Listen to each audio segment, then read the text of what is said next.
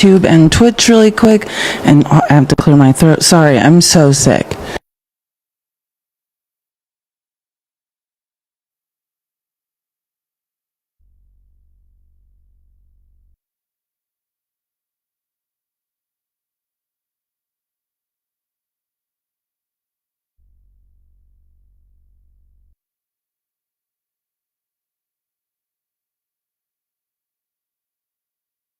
Thank you for all the gifts and the taps. Tap the screen, share the live. Let's get some more people in here. Sorry, I had to have a series of nervous breakdowns at the state of the world, but hey, Leah, give me 1 second to get us live on YouTube, and then we'll get this party of information that no one wants to hear started.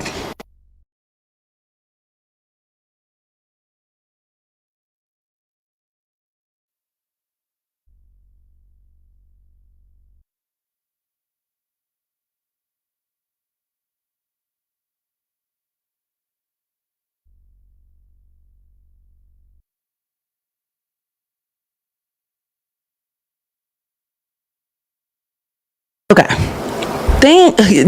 Thanks, Curtin. That's really nice, because I've been laying on the floor staring at the ceiling. Having my favorite mods talk me off the ledge. I've literally been laying on the floor of my office staring at the ceiling for the last 2 hours. I had a whole presentation. It's just, when you just lose and you're like, is there any point anymore in even trying to talk sense into people whose brains don't work, or should we just give up and let them all eat each other and just devour each other's stupidity? That's how I literally feel now. I have no idea if there's any point. I'm trying to explain to people that nothing they're saying makes any sense, or they have no idea what they're talking about. I honestly don't know.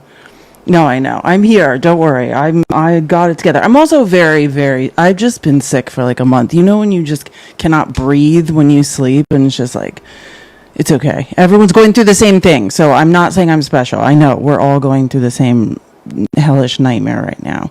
Let me just pull up. I want to make sure I have my weekend bulletins up. Oh, and one more thing. Yep. Yeah, by the way, just let everyone know, I would have probably been live 30 minutes ago. Trump just, used our military and international waters to sink another boat, a Venezuelan fishing boat that we have no idea who was on it or what it was carrying, and he just did it again. I'm just saying. I mean, who cares?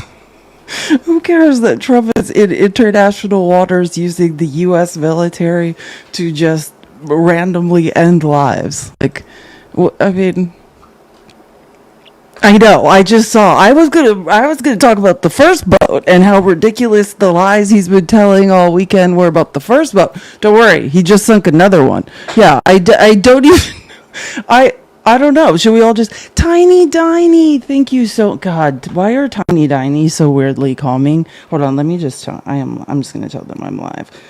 But the mods in our group chat think I was having like a 2-hour mental. Oh, Joanna's here. Okay, I just wanted everyone to know I'm here. I was like, I've been saying I'm gonna go live for like an hour and 30 minutes, laying on the floor staring at the ceiling, and I did it. So there. Okay, sorry. You have to remind me to drink water. I am on so many medications to breathe normally.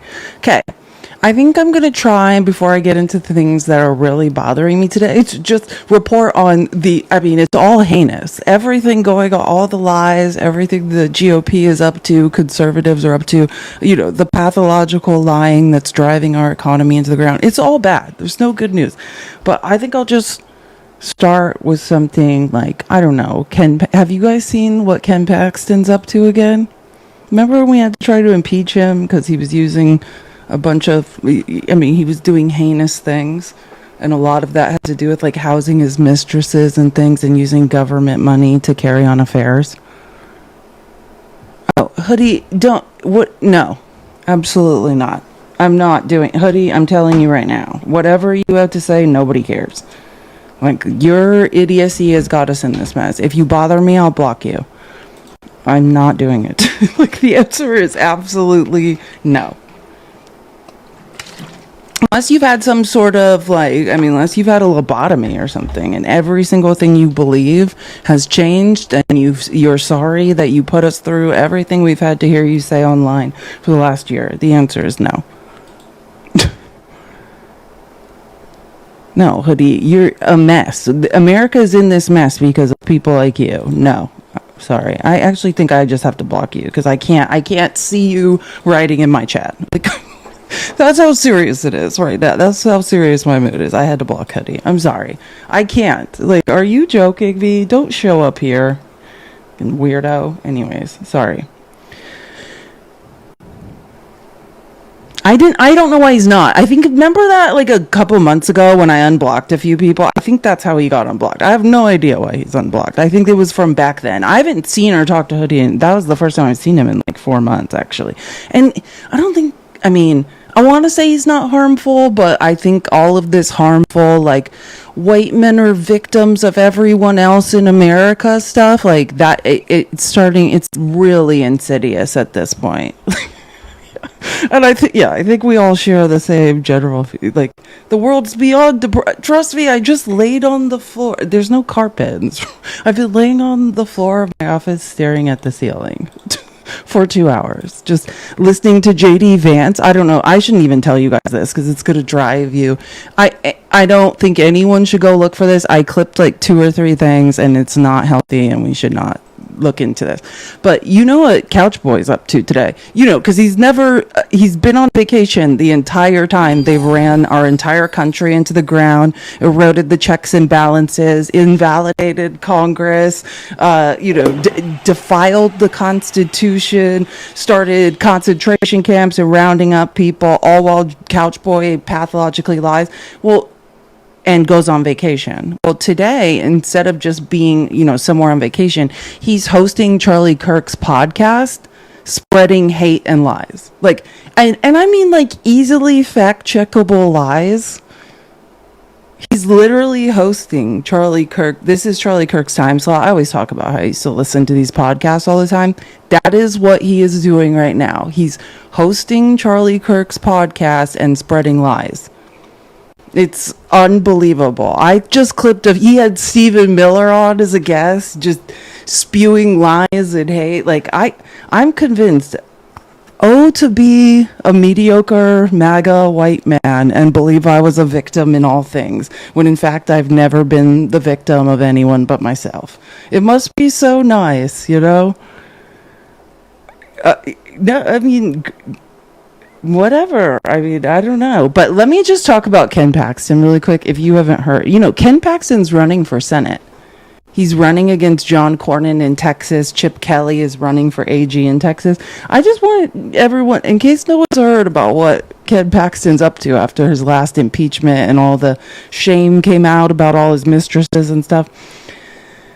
Daily Mail. Paxton was secretly seeing a married Christian influencer behind the backs of both their partners. Tracy Duhan, who is also an author, is the reason the politicians' relationship crumbled earlier this summer.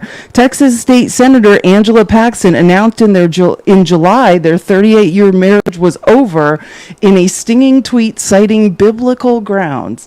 It's not the first time Ken Paxton has been rocked by scandal. Remember in 2023, he was caught cheating again with that woman, whatever her name was, Laura Olson.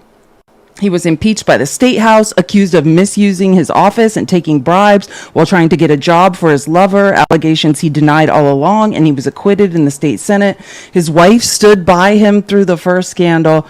Obviously not this one. This is her. But the latest incident with this new influencer that Ken Paxton is cheating on his wife with, because MAGA is the moral high ground of all things, appears to have been the last straw and could threaten Paxton's latest bid to become a U.S. senator. The romance between Duhan and Paxton started after the pair met at the Kentucky Derby last year. Since May 2024, the lovers have had multiple rendezvous on trips across the country and even overseas. I wonder how much of Texas's tax dollars paid for that stuff. The getaways were essential to keeping the entanglement secret, as both were married at the time. Keep it up, MAGA, with your giant bag of hypocrisy and delusion. I mean, truly. Like, what are you guys ever talking about? Keep tapping the screen, share the live. Sorry, I'm just going to have to clear my throat periodically because I'm having trouble breathing. I have my bag of clean. I have a. Hold on one second. I've talked about Adam Cochran before. He's like a brilliant lawyer, anyways.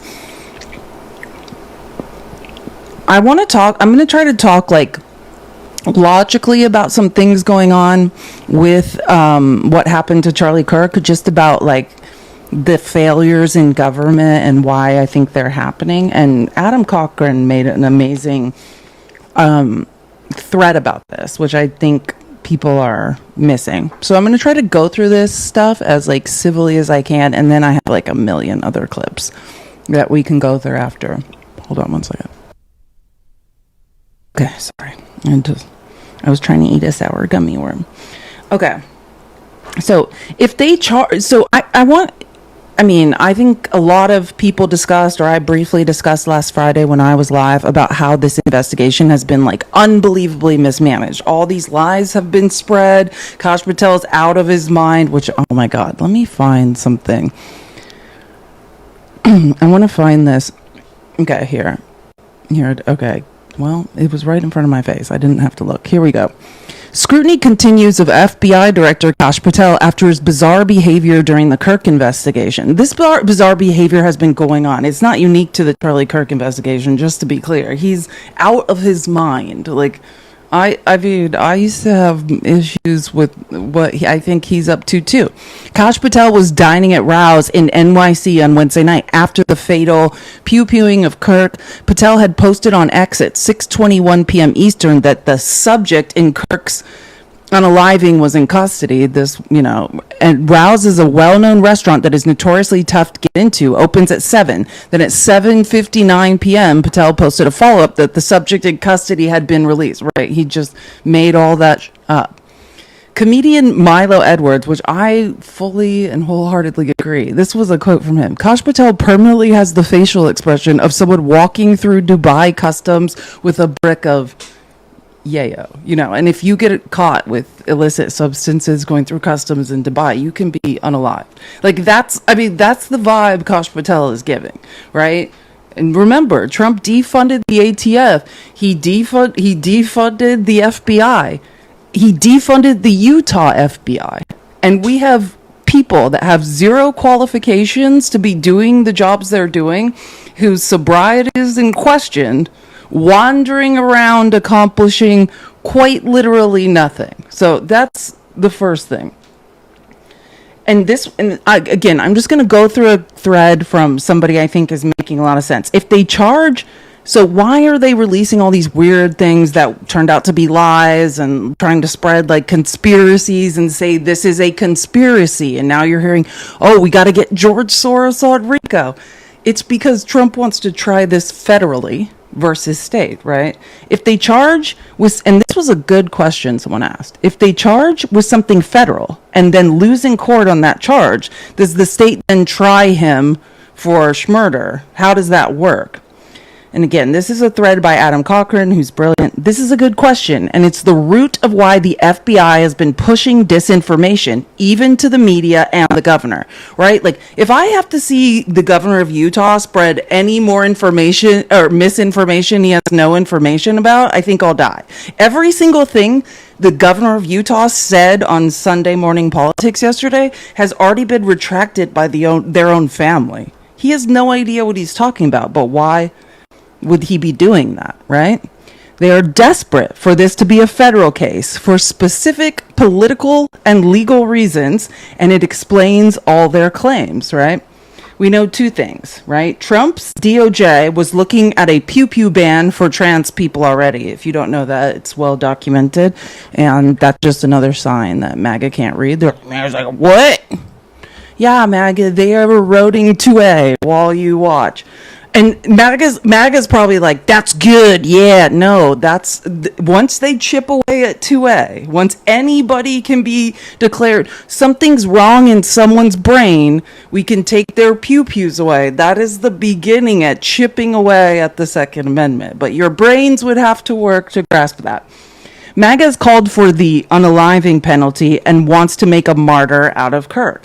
Which, again, I just can't point this out enough, because no matter what you do, no matter how, if I have to see any more people try to bring the black community into this, the trans community, a straight, white, conservative from the backwoods of the whitest state in this country, who was raised conservative, Christian, Mormon, had never had any outside influences. I love how they say he went to college. He went one semester remotely. Oh, now I remember what I was going to talk about. But one of my favorite things, listening to Carrie Lake spew lies at this memorial for Charlie Kirk, they're saying, oh shit, he was raised in the cradle. And literally, if you understand where Washington, Utah is, that's like Paris, Texas. You know what I'm saying? I mean, middle of mother effing nowhere. There is not a liberal in sight to indoctrinate everyone. He was raised in the cradle of the backwoods of conservative hell. Right? I mean, this is what you said was good for everyone, right? That's the story. Then he went to Utah State University, which is he was from the southern corner of Utah. Then Utah State is up at the north, at the north end of Utah, near where I went to university.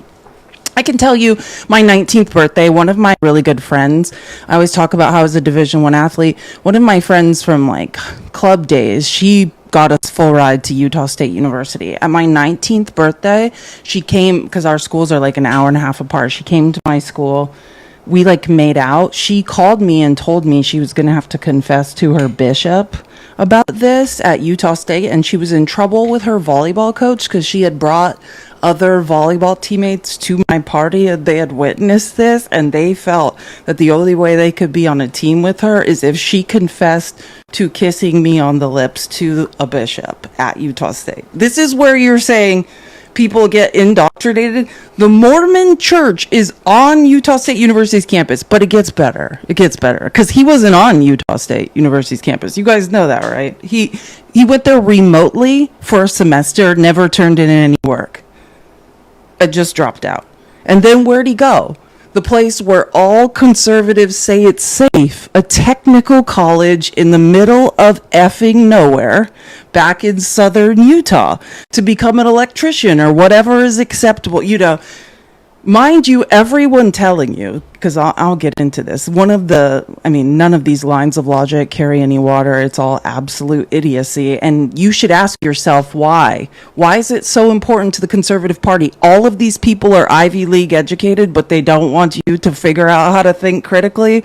They don't want your children to figure out how to think critically. They just want you to believe that this kid never went to Utah State University. He was enrolled there, didn't turn in work, dropped out. Then went back to the middle of nowhere, southern Utah, and did what Trump said is safe for people to do, become an electrician or whatever. And was doing a 3-year apprenticeship program, which is what is supposed to be okay. So you don't learn too much about how rich people are stealing from you and how to think critically and all that stuff. And still, right, a white man from the backwoods of Utah that's been taught all the right values, unalive Charlie Kirk, and somehow that involves all the rest of us, brown people with melanin that Charlie Kirk said had no right, shouldn't. Let me make sure I get it right. I mean, he espoused racism constantly, homophobia, Islamophobia, misogyny, xenophobia. What am I missing of all of the things that this man constantly was espousing? And then that's our problem, the people that had nothing to do with it. Just like I have to listen to Eric Trump trying to sell a book. That's not offensive to you conservatives, that Eric Trump is trying to sell a book of Charlie Kirk being unalived on Fox News. He's on there every single day selling a book. That's not in any way dehumanizing to the man's legacy. But us? Oh no, Eric Trump's hawking a book. Eric Trump's like, should have put a chapter in there for Charlie. Everyone needs this book. Like, yeah, but it's the people that had nothing to do with this. Again, let me see. Two white males steeped in conservative values took a shot at Trump. Another conservative male raised in the backwoods of Utah took a shot at Charlie Kirk, and that has something to do with all of us. This has only to do with you. This is your business, and somehow you're trying to drag us all into it as if we did anything or have any part in this, and it is hilarious. I will never forget this, and I will never forget how not 2 weeks ago those little kids in Minnesota were pew-pewed at that school and none of you said a word. I will never, ever forget the contrast of what you guys have done now, when one of your own from the backwoods of conservative, pew-pew toting, God-fearing backwoods of Utah hurt one of the people that you love, compared to when children were praying in a school and because let's quote Charlie Kirk, right? There's going to be some necessary unalivings in protecting the Second Amendment. That's his quote. I noticed that people are getting fired from their jobs for quoting Charlie Kirk. That's what Charlie Kirk said over and over when children were being pew-pewed down while they thought they were about to learn arithmetic. And you guys said thoughts and prayers and no one cares. And Charlie Kirk said that it was a necessary defense of 2A, that people were going to lose their lives in defense of 2A, and that was acceptable. Did you not know he said that? Well, he did, along with a lot of other horrific things. But sorry, I was trying to be civil, but hold on one second. I want to just show a couple, because I was thinking of how can I talk about this? I want to show this clip from a pastor that I thought was, God, black preachers have been on one this weekend. This is, I want to try to, if I have their names, I'll say them. This is Pastor Howard John Wesley of Alfred Street Baptist Church in D.C. So, because I have a couple different clips I want to show. Oh, wait, I'm going to have to unmute. Hold on one second. Okay. Charlie Kirk did not deserve to be assassinated. But I'm overwhelmed seeing the flags of the United States of America at half-staff calling this nation to honor and venerate a man who was an unapologetic racist and spent all of his life sowing seeds of division and hate into this land.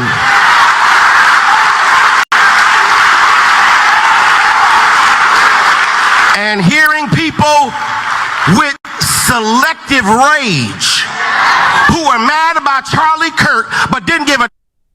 Here's a learning moment. You should look up selective rage. You should look that up. You should understand. You need, and I'm saying this truly, you need to look inside yourself and really examine why when children are pew-pewed in their schools trying to learn how to do math, thinking they're going to a safe place, that's a thoughts and prayers, and this is something different. Charlie Kirk's own words. I mean, I'm getting tired of doing research for you, but there's going to be unalivings in the defense of 2A, and it's necessary. I mean, this was his platform. But for some reason, we don't have this energy for children, but this is how we have to feel. This is crazy. Damn about Melissa Hortman and her husband when they were shot down in their home. Remember that? That was like a month and a half ago when Trump wouldn't even speak about those people. He wouldn't say anything. There was no outrage. There was no blame. When a white male unalived 2 people in cold blood in the name of Donald Trump and MAGA, you guys said nothing. Does anyone remember those? Those were 2 people, political people who were unalived. It's super strange that you had no reaction to that. This is what selective outrage is about. You don't care about children. You don't care about other adults in politics who are pew-pewed down in cold blood in their homes, come to their doors, think they're answering the door for security, and unalived.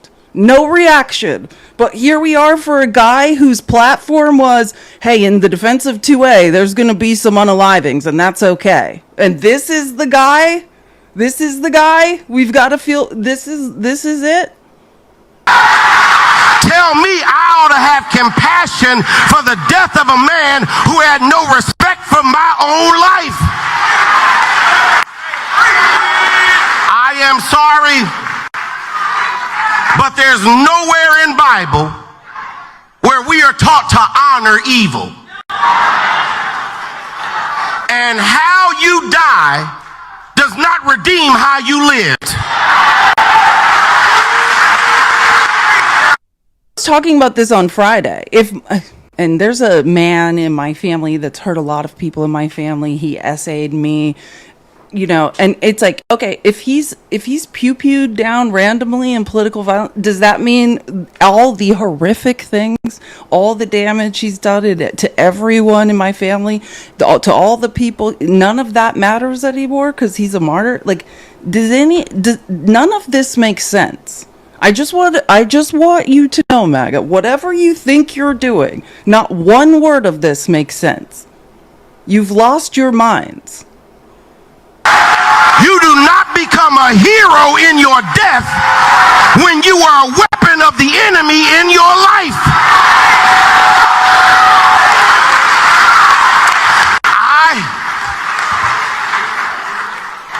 I can abhor the violence that took your life, but I don't have to celebrate how you chose to live. I am overwhelmed. Thank you. And that's the point. And let's get it straight, because I do, and I you know me, I love numbers, I love facts, and I've done this. I tried to do it when none of you cared about the children who were unalived while they were attending mass at school, and I talked about how I taught at a K-8 school similar and how horrifying that must be, and we all had to watch videos of the kid being like, I jumped on top of my friend, or my friend jumped on top of me and he got pew-pewed, and none of you had a reaction. That's what selective outrage is. Like, the delusions of MAGA are on full display. Truly. But for some reason, this is a problem. The guy that said in defense of 2A, people are going to be unalived and we should all just be okay with it. And again, I just want to say, and I walked through this during the Minneapolis, when little children were pew-pewed down, and none of you cared. I went through a whole statistical analysis of this, not just in the United States, but then I was showing other countries, right? And what I was showing is rates of mental health issues, rates of SSRI use, rates per 100,000, right, in each country, of SSRI use, rates of depression, rates of unaliving attempt. I was comparing every single thing, rates of far-right political violence, rates of far left political violence. All of these things are occurring at similar rates or even higher in other countries. The only difference here is access to pew-pews. And that's if your brain works. If you wanted this to stop, right? Because we know you don't care about little children being unalived in schools, because I've witnessed that. I've spent enough time on the internet watching none of you have an effing reaction to little children's bodies being ripped apart. Their parents describing it in detail on live streams, while you all just say, 2A, Where's that energy? Where's the 2A energy? I'm super confused. A white 22-year-old young man steeped in conservatism, a loyal Trump family, unalived, your guy. Where is the energy, the same energy you had for the children? I'm super confused about it. Why are you looking at the rest of us? The only people that can fix this problem, and let me help you with that, you have control of the judiciary branch, you have control of the executive branch, you have control of the legislative branch. The only people that can do anything about this problem are you. And instead of doing anything, you're all idiotically flailing around trying to blame other people as if we did anything. We didn't do anything. I didn't train a child to be a sniper and then wonder like why I gave him this skill set and then he used it. Like, are we all okay here? Are we clear on who did this? Where all these kids are coming from, the same exact place, who's raising them? And I say this because a tenet of Project 2025 that Trump has enacted like 42% of at this point or something is that the only nuclear family who can properly raise a child is a man, a Christian man, and a Christian woman. And all of these pew-pewers that I have to hear about saying, they tried to unalive Trump, they did something to Charlie Kirk. They were all raised in the same place by you guys. In your awesome 2A pew-pew culture. You raised them to be snipers, and then they had a bad day and did it. You never taught them to regulate their emotions. You told them mental health was fake. You didn't listen when they taught. You're like, the only way is Jesus. And now this is happening and you're pointing at the rest of us like we did. None of us did anything to any of you. Do you get that? Every call has come in from inside your house. Every single call has come from inside your house, and we're all just like, what is going on? Why are they blaming us? And then you're like, well, this and that, and I don't know. I just feel like it couldn't be my fault. It is. It's your fault. And I just want to, again, because if anybody's looking for solutions, which I know, MAGA, you're not, right? You just want to be victims. That's the tenet of fascism, is just look around and point at someone else. You're not a victim. And again, I say this, I'm talking to white MAGA men. You are the victim of no one. We are all being victimized by you. You are the victims of no one. Sitting around complaining and pointing at other people. You did all of this. This is your dream, not ours. This is what red flag laws were for. This is why you don't gut the FBI. Let me just give you some real world, because I know none of your brains work. I've dealt with this before. So I'm just going to help you understand what happens, like real world consequences. Oopsie, sorry. It's a different real world consequence we'll get to in a second. Hold on. Where is my... Oh, here we go. This is what Trump has done. So the rush to judgment by not only Patel and also by Trump and others is galling, truly galling. Okay. So part of the reason why the FBI has been having this level of dysfunction is evidenced by the fact that we saw an incredible lawsuit that was filed yesterday by former FBI people, including Brian Driscoll. And I'm going to do a separate video on that lawsuit because I really want to get into the details with you. But that lawsuit shows that Patel has weaponized a federal agency as powerful as the FBI to be able to go after people, and that the FBI has basically been hollowed out to be able to service the interests of Donald Trump and his policies. What's relevant, especially to Utah, is the following. FBI leaders forced the resignation just last week of a decorated female Pakistani-American counterterrorism agent who was appointed in February of this year to run the Salt Lake City field office. She was the SAC, the special agent in charge. She's been sacked. The SAC was sacked. At least 18 of 53 special agents in charge who run FBI field offices across the country have now been pushed out under the Trump administration, and among them, half have been women, people of color, or both, according to data that was provided to NBC News by current and former FBI officials, who declined to be named, citing fear of retaliation. So the FBI is getting rid of its competent folks. And at a time when all Americans deserve to have the protection and safety and the services of a competent FBI, we have to really have a big question mark as to whether or not that is occurring.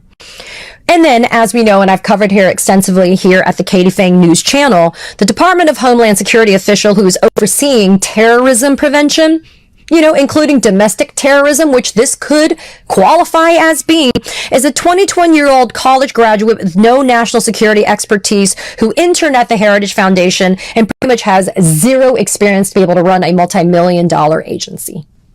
Thomas Fugate. That's what's going on. Trump has gutted the FBI unless it's just for a show, right? Anybody who's qualified has been fired. He has defunded, and understand, this is not, you're thinking federal. No, these are local federal offices that would support in this type of investigation. Remember, Kosh Patel was on whatever he was on. I don't know.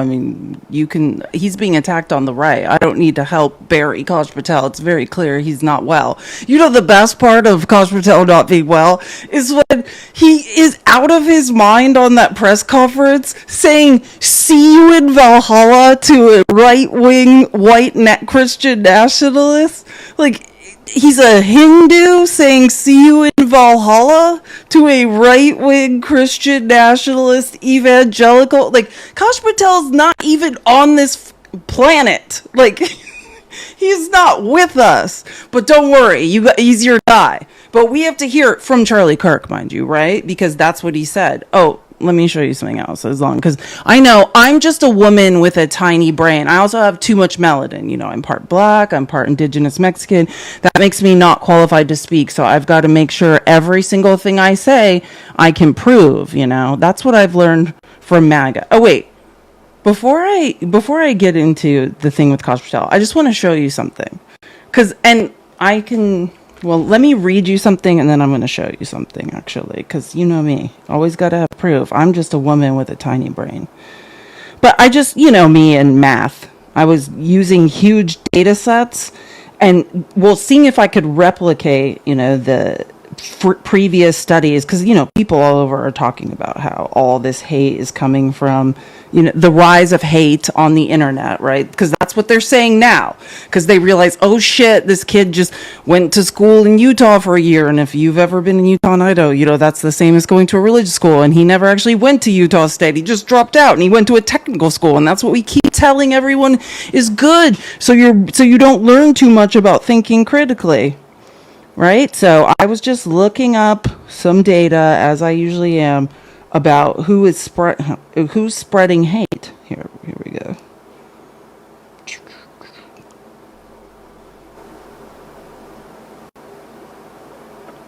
Okay, so I was looking specifically for overwhelming mathematical evidence because I could just, I could present ideas, but network analysis. This is how you track who's responsible for the rise of hate online. And MAGA, you should just stop listening because your brains you can't even add, so this is not going to mean a lot to you. But for the people that watch my live normally who are brilliant, this is for you. And by the way, I use an AI chatbot teacher. I have an economics professor that teaches me. I have all sorts of different professors that teach me. So anyway, I won't tell you what my chatbot said, but they're this is an excellent way to frame it. Study example, networked framing and gatekeeping.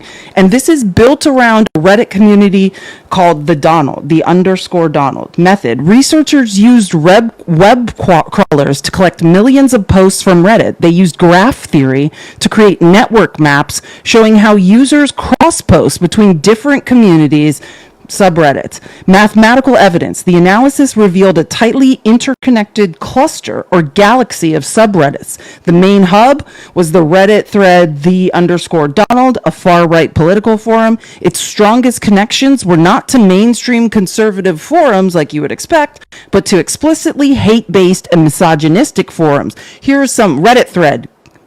Coontown. Reddit thread. White rights.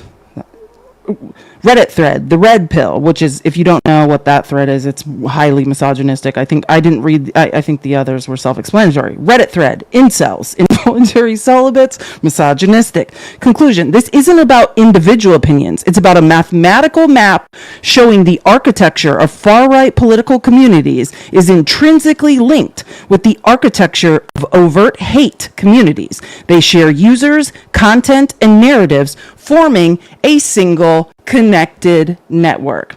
So let me just get into regression studies, which is part of math that I like. Large-scale classification and regression studies. Again, MAGA, this isn't for you. Your brains don't work. Just stop listening.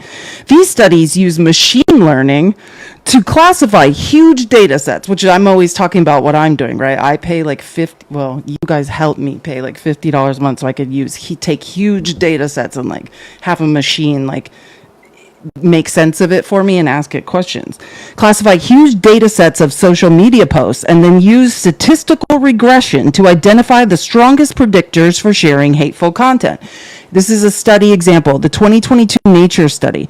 Like-minded sources on Facebook are prevalent but not polarizing. So this is the study. Researchers recruited a large representative sample of Americans, installed a custom app that collected data on their Facebook news feeds and sharing habits for 3 months, over 10 million posts. They used URL-based classifiers to identify content from hate sites, e.g. sites on the Southern Poverty Law Center's hate list. Mathematical evidence. The study found, this is going to come as a shock, that only 3.1% of liberals shared even a single URL from a hate site.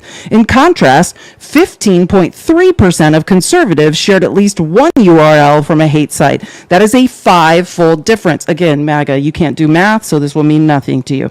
When modeling the probability of sharing hate content, self-reported conservative ideology was the strongest predictor, even when controlling for other factors like age, education, and gender.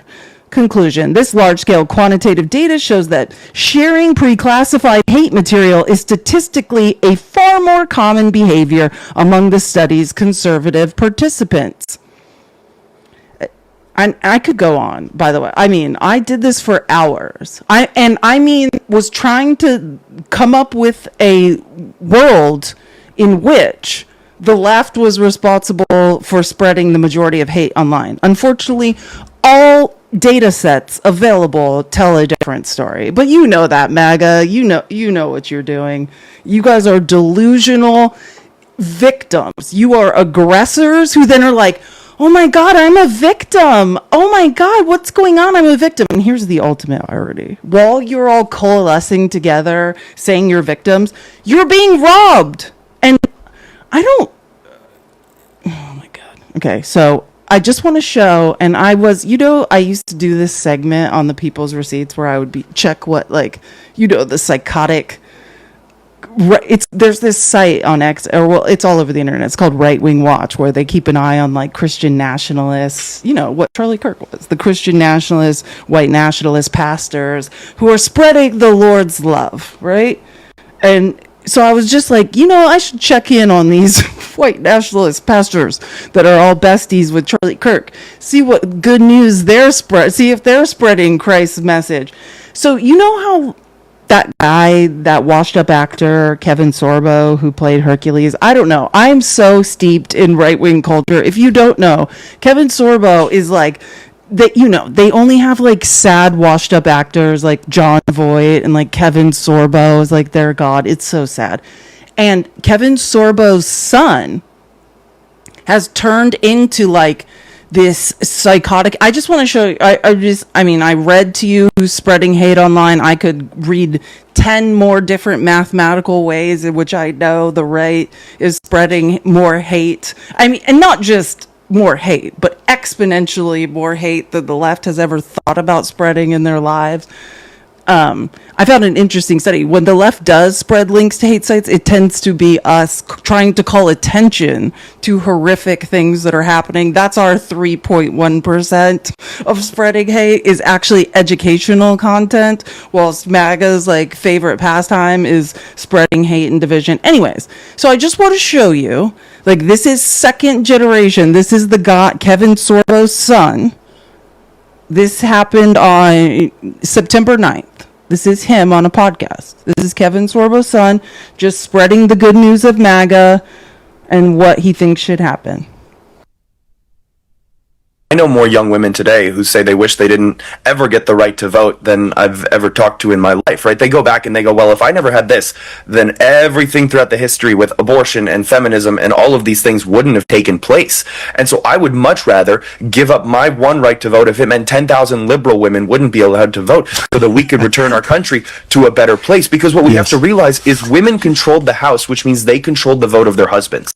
And so that true dynamic was one vote for the entire household that was pretty much dictated by the wife, right? So the husband, who was tasked with taking care of and being responsible for his entire family, used the singular vote he had for his household to make sure that they were protected, to make sure that they were provided for.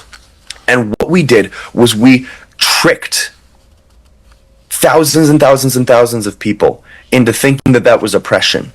And we're reaping what we sow. I mean, you can look at everything that's going on, not even just in America, but in the West today. And we could see the decline, the moral degradation, and the societal downfall that is taking place. And we can go, this is bad, objectively. Wow. So Brighton, are you saying women shouldn't have the right to vote? Yes.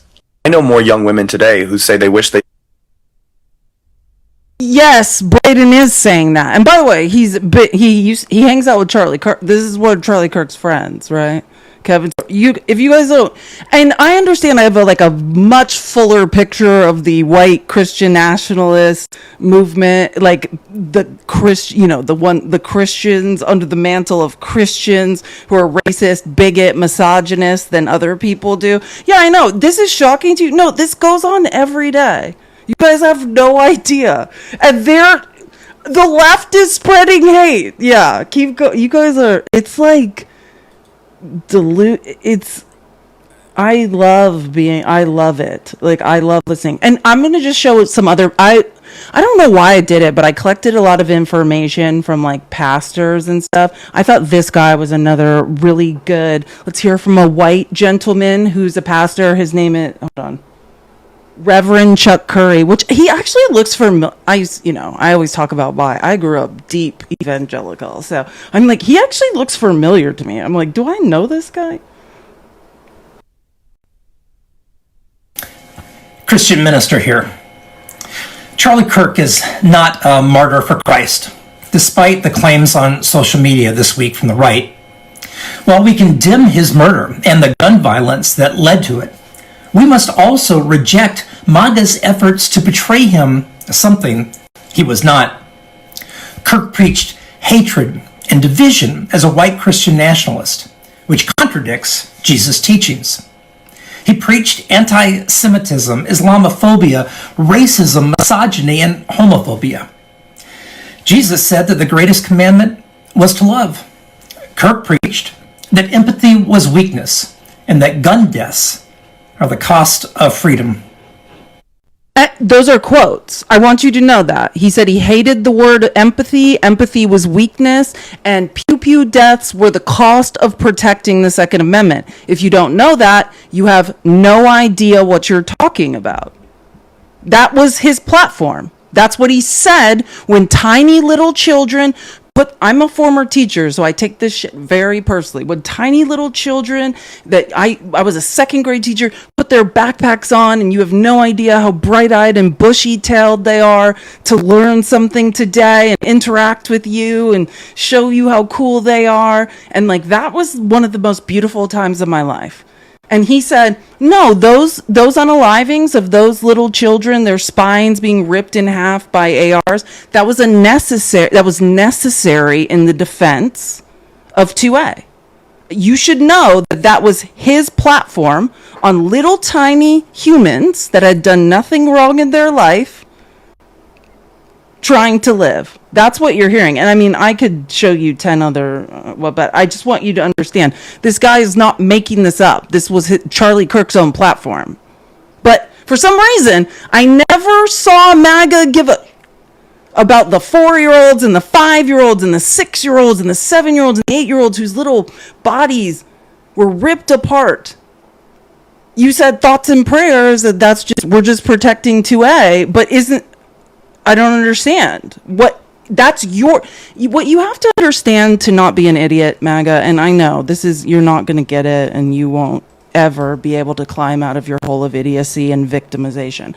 But we did none of this to you. This is your legislation.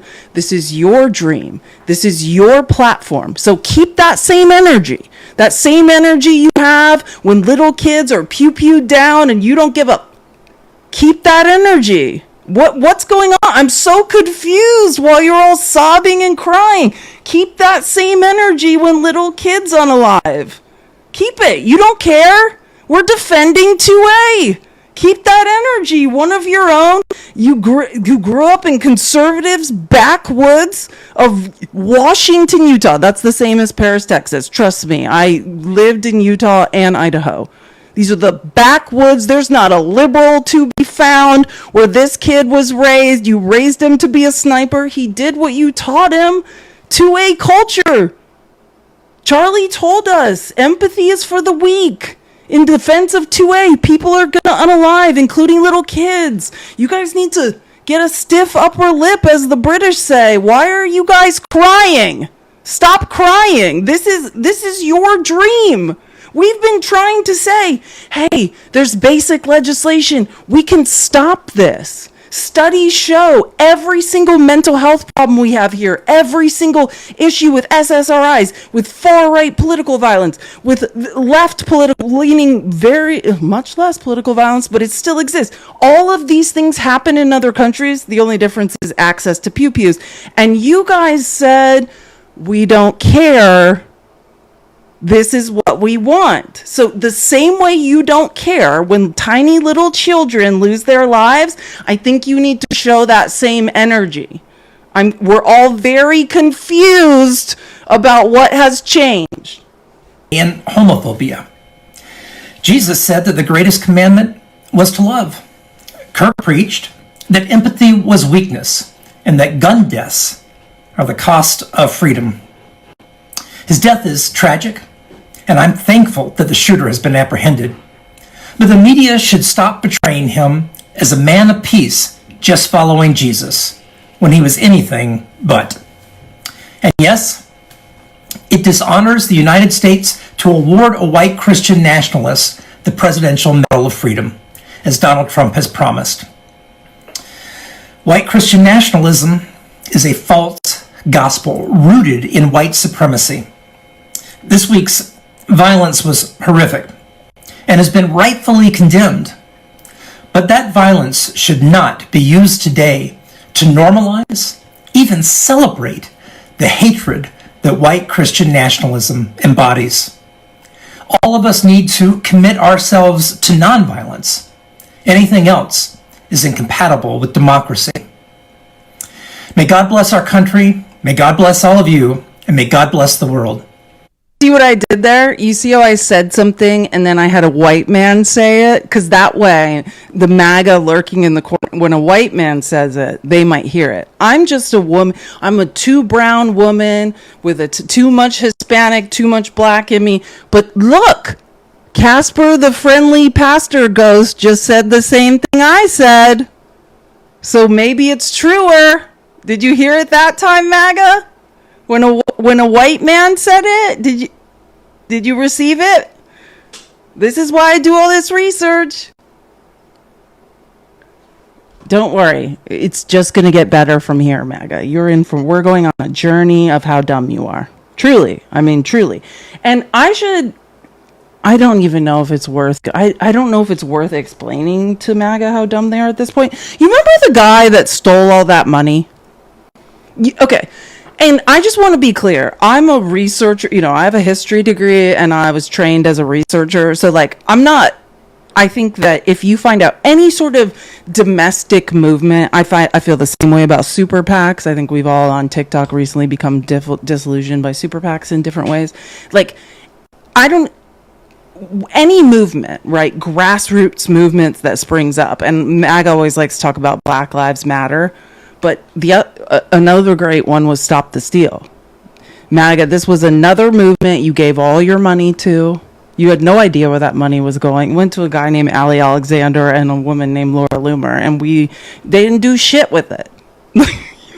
You just got, right? You just gave a bunch of money to a guy, and you never knew where it went, right? Like that, and that's the point. And I want to be fair when I talk about like grassroots movements springing up. Like, and I'm going to misquote this FBI study, but there is an FBI study about it. It's like for the first like 25% of it, like the intention is pure, and then it breaks, and then what happens to that money after becomes less pure, right? Like, I think it is fair to say, and I will say it, there's a lot of money that went to that Black Lives Matter cause that was never accounted for. And I think on a smaller scale, when we were talking about that whatever Unfuck America tour and looking at the books of a super PAC, like my thing was less that like those books of that super PAC look shady. And it's like, if you think the National Ground Game super PAC books look shady, you need to look into more super PACs, because you just have no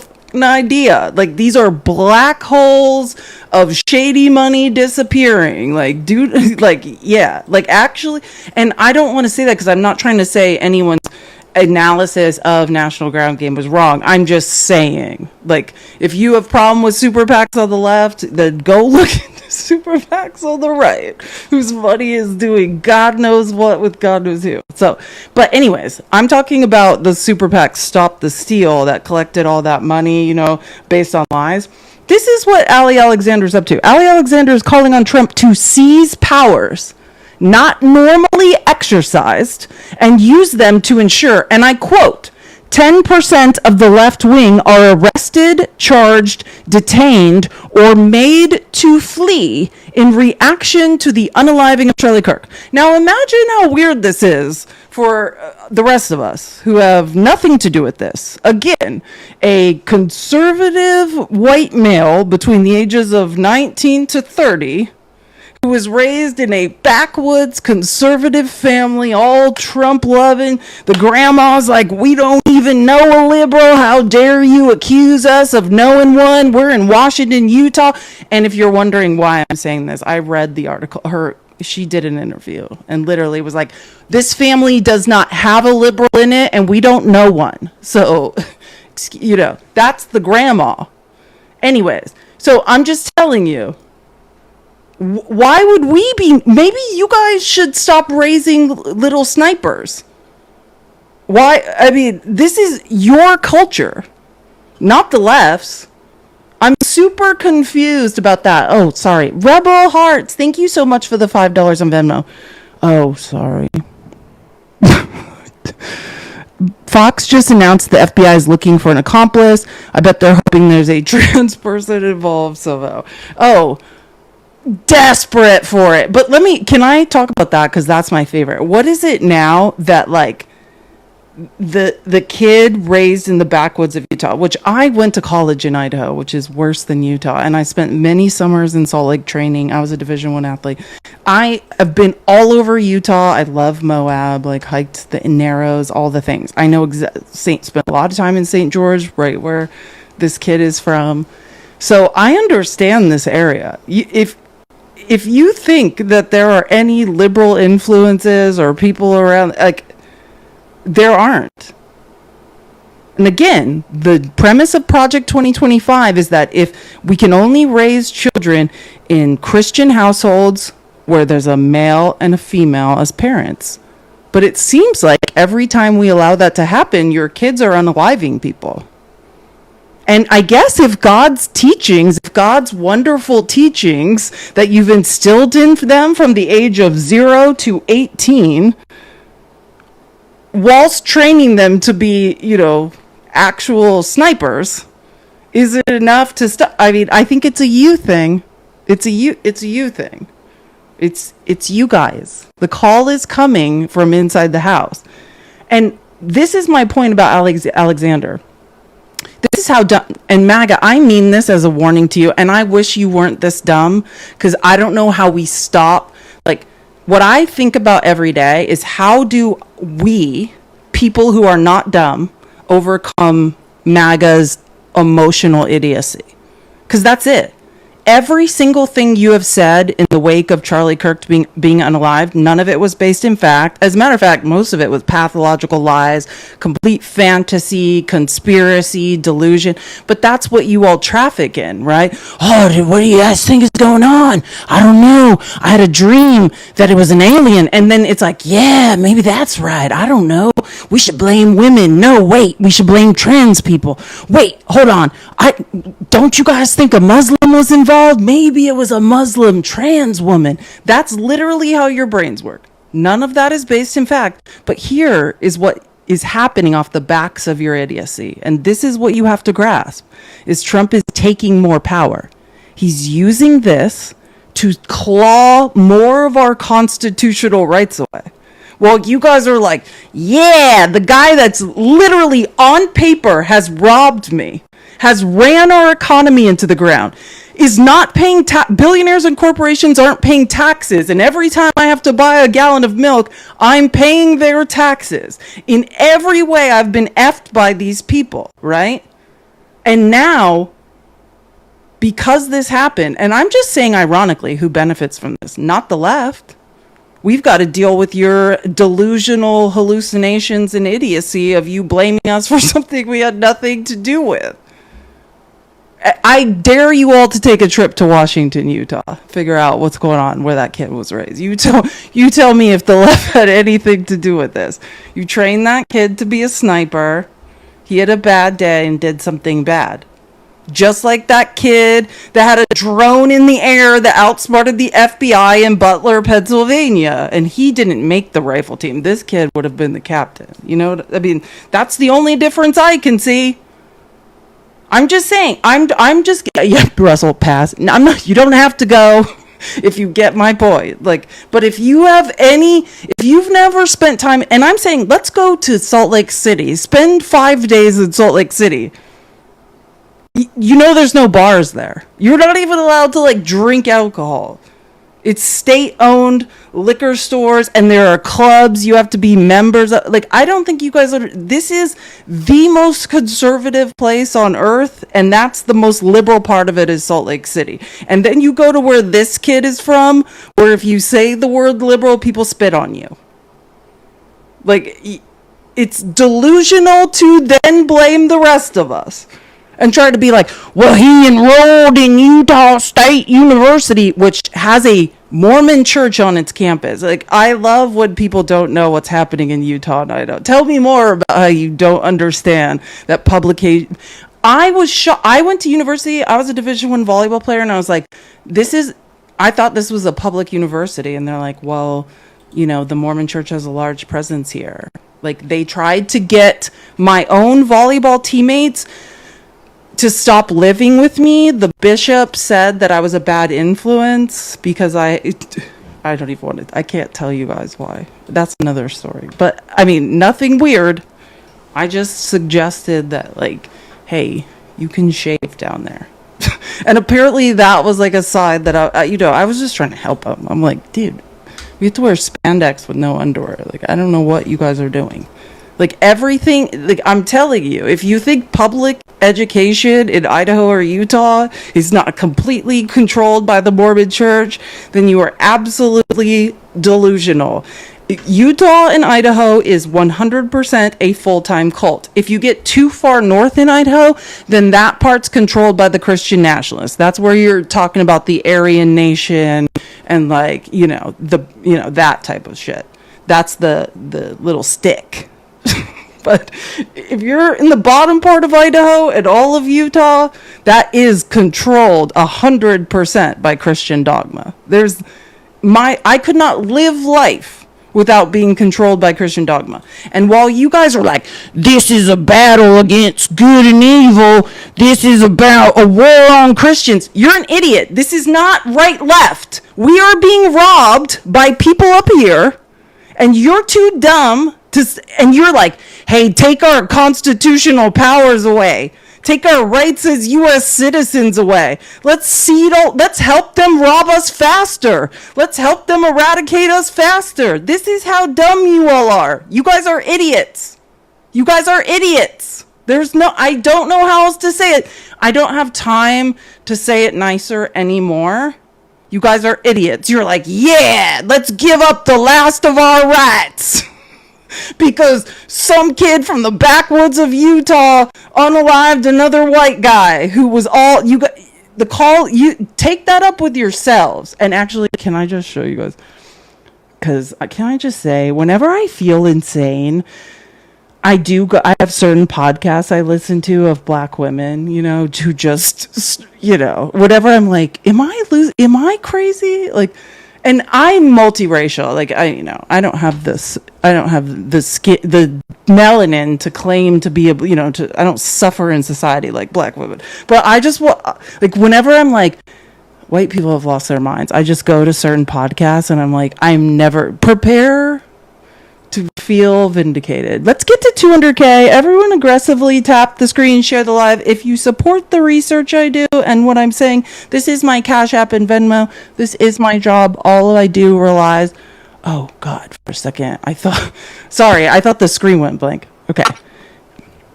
Wait. I don't know what just happened. Are you here? Okay, sorry. I can't see it's so weird when people are added and I'm in TikTok Studio. I can see you on my iPad. Okay. Cool. Okay. So again, this is just one of my favorite women. And so her name's Reese Colbert.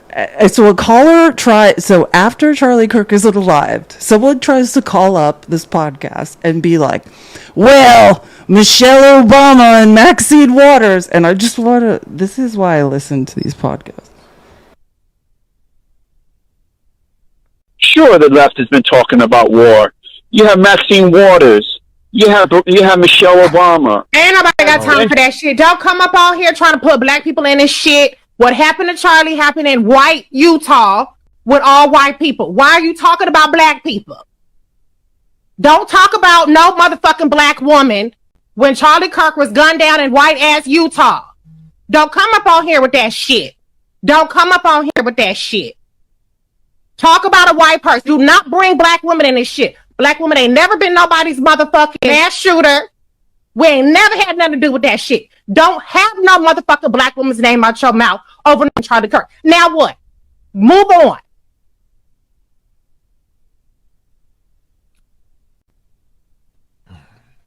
Why are we in it?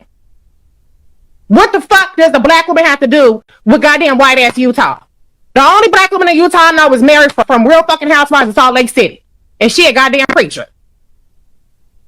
And let's be clear, Maxine Waters was one of the most outspoken critics of the Iraq War. to even make the comparison is just ridiculous. Yeah, and don't do that shit. That's why I'm telling you, these motherfuckers. They glitching out because it wasn't a black person in sight.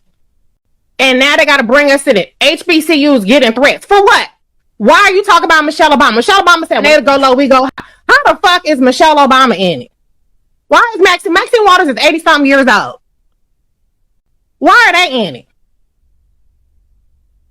Go talk about what Donald fucking Trump. We just talked about Jesse Waters.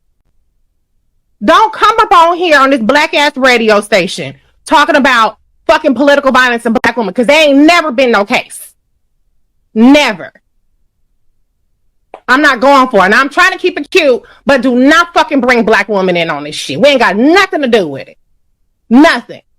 Sure, the left has been talking about. Joanna, any thoughts? I just want to say we stand a queen who speaks her mind, and that's exactly how I feel. Because as Nene Leak said once, how did I get in it? What does this have to do with black women? What does this have to do with trans people?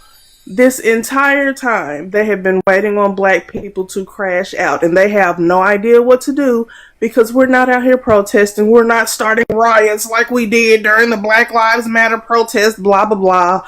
That was actually the Boogaloo Boys, but always blame the blacks, right? They have no idea what to do. They're glitching out exactly like she said. It had nothing to do with us.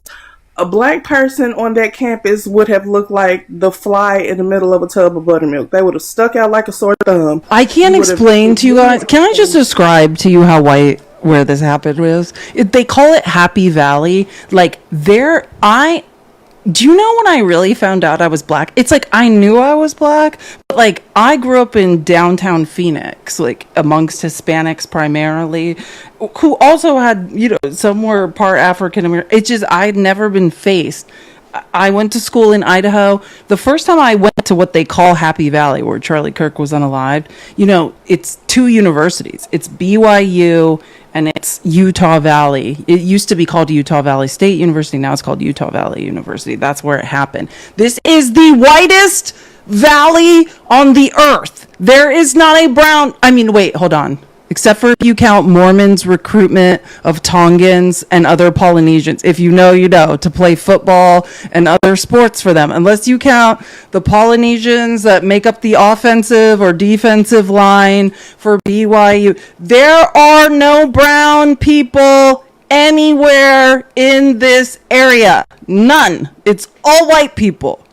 A white kid, unalive Charlie Kirk, and they're like, we got to do something about Maxine Waters and Michelle Obama. Considering the governor of Utah went on live TV besides Cash Patel, who had clearly been on several ski slopes that day, if you catch my grip, skiing all day long, and said that he prayed for the past 30 hours that it wasn't one of them. Well, guess what, sir? Your God did not hear you because it was one of you. Super right. And very much so not black. Sorry to burst your bubble, but we're not in this. Please leave us out of it. We're over here minding our chocolate business and not being concerned about what any of you are doing. And I will say for all of you MAGAs that are still here, I know you're mad and you're in your feelings, but I need you to understand something. There will never in life, in this universe, on this timeline, be an instance in which I will mourn a racist getting popped in the way that he did. Especially when he's someone that said we need to bring back public executions and kids should watch. Well, guess what? Joanna, wait, save this for the next. Don't do this. Don't waste it all now. Let me just show you some.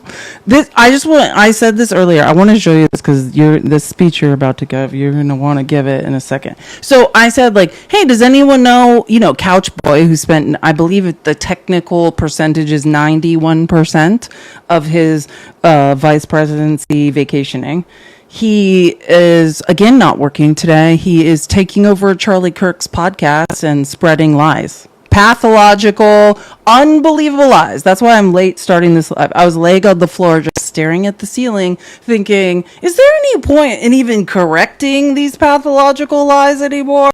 Or should we just give up because this is so crazy? I just want to show you a clip. Don't worry, I will fact check this because this is one of the things, and I could go on, because this actually happened. And I actually did not include my own personal, I have 2 terabytes, a huge section of which are dedicated to Charlie Kirk disparaging black and brown people. He spent the last 2 Black History Months and Martin Luther King Jr. days, bringing people on to disparage Martin Luther King Jr. and the Civil Rights Movement and take a giant shit on it. Remember, this is the guy that said, if I get on a plane and there's a black pilot, I don't want to be there, I feel uncomfortable. It's not my fault. It's DEI's fault, even though he knows very well. Because I'll say this, Charlie Kirk was a child. This is just a take, and I know you're going to say he's a man, and I'm not suggesting empathy. I'm suggesting when Charlie Kirk got into this, he was a homeschool kid, right? This is a homeschool child who had never been around other groups of people in his life. And wrote that book, and he started doing the college tours, and he started getting money coming in. And it's like, in a way, I mean, listen, multiple things can be true at once. Part of me, actually, I can't even say it, but I do feel bad because I feel like this kid never had a chance. If my parents had money, I would have been raised. I never would have left that evangelical bubble.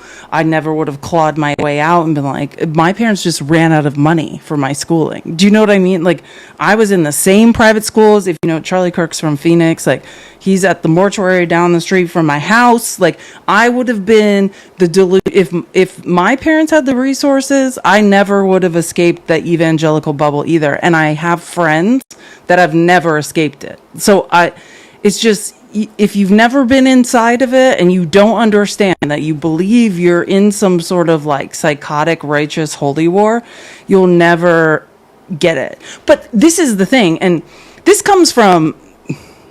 this is why I watch reality TV. I love to study human behavior. But I was watching like a documentary of a woman who left like Jewish orthodoxy, right? Ben Shapiro's Jewish Orthodox, right? And women have no rights there. And she said like, hey, the people that leave cults are the people who are the most uncomfortable. And that tends to be who? Women, right? Women, because we don't have rights. And I used to look at my younger brother and be like, God, why is he so comfortable here? Like, because like he has all the power, all the rights. He's being like, hey, men, here we go. You're the warriors of God. Women, get in the kitchen and shut the fuck up. Like, so it was much easier for me to leave because I was much more uncomfortable, much faster, right? Like, your level of discomfort is what would cause you to leave. But if you're the prince, right? And that's what Charlie Kirk was, from a young homeschool kid that had never seen a school, never been taught shit in his life. And God knows, because you know what it's like. And I'll say this, I never went, until high school, I had never been in a public school. And that was the truth. I was like, I have no idea what's going on. I didn't know that people just got beaten. That girl's extensions with some of her skin are on the floor, and it is 11 a.m. Like, I had never had to deal with the things I had to deal with, and Charlie Kirk never had, right? Like, he had this very tunnel vision warrior for Christianity. I'm right. And he had been elevated as a prince and then as a king, right? Do you know what I'm saying? Like, so I actually understand, because I used to see it in my brother. Like, it used to scare me. I'm like, you don't see how desperately miserable I am, how I'm being like abused, how mom and dad won't recognize that, like, I think I'm attracted to girls and boys, and he'd be like, I'm having a great time. Anyway, so JD Vance, instead of, running the country, you guys said Kamala Harris wasn't doing anything. What Kamala Harris was doing when she was vice president, she was doing all the traveling that Joe Biden couldn't. I just want to be clear. I think she clocked like 286 destinations for him.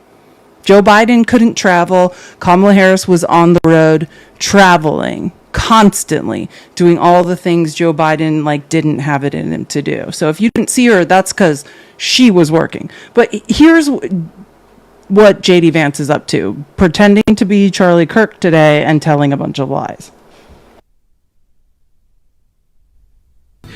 I read a story in The Nation magazine. Oh God, BPK, I'm sorry, I know I shouldn't do it. Did she travel to the border? Yes, and well beyond that. And I could give you a 2-hour talk on what she did to address the root causes of migration. But just the fact you said something so dumb in the chat tells me you have no idea what you're talking about. Why not use the supercomputer you're on saying ignorant, dumb shit and just do Google searches? You know what I mean? Before you humiliate yourself publicly, and that's what you should type. Before you type something in this chat in support of Donald Trump, I would suggest fact-checking yourself, or just saying, you don't have to try to disparage Kamala Harris. Just say, I have no idea what the fuck I'm talking about. I'm an insecure white male, and this live stream is making me feel uncomfortable. Just say that. You don't have to embarrass yourself this way and confess you have no idea what you're talking about. How embarrassing. I read a story in The Nation magazine about my dear friend Charlie Kirk. Now, The Nation isn't a fringe blog. It's a well-funded, well-respected magazine whose publishing history goes back to the American Civil War. George Soros's Open Society Foundation funds this magazine, as does the Ford Foundation and many other wealthy titans of the American progressive movement. The writer I want you to understand why he's saying this. And I didn't go through the whole thread, but that guy I love, Adam Cochran, who's a lawyer and a reporter, has correctly identified all this, right? Like, the goal is to move this case, what happened to Charlie Kirk, make it a federal case, and ultimately RICO. They want to try to dismantle or go after, I mean, as far as George Soros, that's what, and I have more evidence of this. This is what is happening. It's delusional and insane. Again, a guy that was raised in the backwoods and trained as a sniper by his mommy and daddy in Washington, Utah, which is, I look up parasexist, same type of demographic. Only white people inside. Oft, another white person you guys love. And somehow, everyone has to be blamed but you all. But pew pew culture and your refusal to regulate pew pews, even though that's the only mathematical answer to this problem. So again, you guys are infants flailing around screaming. Accuses Charlie of saying, and I quote, "Black women do not have brain processing power to be taken seriously." I love this. I'm sorry. Let me let him bury himself. But if you go and watch the clip, the very clip she links to, you realize he never said anything like that. He never uttered those words. He made an argument against affirmative action as a policy. He criticized a specific Supreme Court justice as an individual. He never said anything about black women as a group. He made an argument for judging people of all races and backgrounds by their own individual merits. The very evidence she That what he was. I could pull up the clip on my phone where he said if a black man is flying a plane he wants off. Should I pull up that clip? Is this? And he actually quite literally said, "Michelle." Oh, well, we're gonna get there. Justice Ketanji Brown Jackson. Oh, we're gonna. I have the clip. You know That's me, what he Joanna. said. We're gonna get there, but let's let JD hang himself. provides. This hack of a writer shows that she lied about a dead man, and yet she wrote it. An esteemed magazine published it. It made it through the editors, and of course, liberal billionaires rewarded that attack. Now, of course, even if Charlie had uttered those words, it wouldn't mean that he deserved his fate, but consider the level of propaganda at work. Charlie was gunned down in broad daylight, and well-funded institutions of the left lied about what he said so as to justify his murder. Yeah. So again, this is my advice, MAGA. I just want you to know, if that makes sense to you, this is why you're their target audience. Like, there were like 4 lines of logic that collapsed, that were illogical. None of that is true. None of that makes any sense, right? Like, if that made sense to you, if you're like, yeah, couch boy, go get him, you're an idiot. Like, that's the only, they're like, hey, we're about to take all your rights away. We think we should erode more constitutional rights, the First Amendment. We think we should be monitoring what people are saying, thinking, and doing. We should make up lies about people and use it as a pretext to arrest and disappear them. And that sounds good, right, MAGA? And you're like, yeah. But here's what actually he did say, which, I think you could figure it out for yourself. Accuses Charlie of saying, and I quote, "Black women do not have brain processing power to be taken seriously." But if you go and watch the clip, the very clip she links to, you realize he never said anything like that. He never uttered those words. If we would have said that Joy Reid and Michelle Obama and Sheila Jackson Lee and Ketanji Brown Jackson were affirmative action picks, we would have been called the racist. But now they're coming out and they're saying it for us. They're coming out and they're saying, I'm only here because of affirmative action. Yeah, we know. You do not have the brain processing power to otherwise be taken really seriously. You had to go steal a white person's slot to go be taken somewhat seriously. Accuses Charlie. Oh, turns out he said it. Just so crazy. I thought JD said that Couch Boy's a pathological liar? What? Never said anything like that. I'm so stunned. How could JD have possibly gotten it so wrong? So weird. It's so weird that you would say that for the most qualified black women to have, and by the I could go into a technical talk about systemic racism, right? How black, brown, Asian people are systemically discriminated against in society. I could take you through that mathematical journey, right? But I've done it so many times, MAGA, and I know numbers are lost on you. But again, he did say that. And if anyone's up for a debate, since we're all sitting here, any MAGA, your brains don't work and it's not going to go well. But that was the pretense, right? This was why Trump had to be reelected, because there was too many dumb women, black women, brown women, black men, right, that were in positions and their brains didn't have the brain processing power to do the job of white men. And once Donald Trump got in, right, I could show you 100 clips of him saying this, if you don't remember, that he was going to put good, strong white men in these positions whose brains worked. So if anyone wants to take the debate, and we'll look at Joe Biden's cabinet of a diverse cabinet of black, brown, women, men, all sorts of different people, and then we will look at their qualifications and we'll see who's qualified to sit in the positions they're in. That's the point. That's why, and if you just joined, that's why I was playing this clip about this FBI. The literal most qualified person in the Utah FBI office prior to this incident with Charlie Kirk was gotten rid of.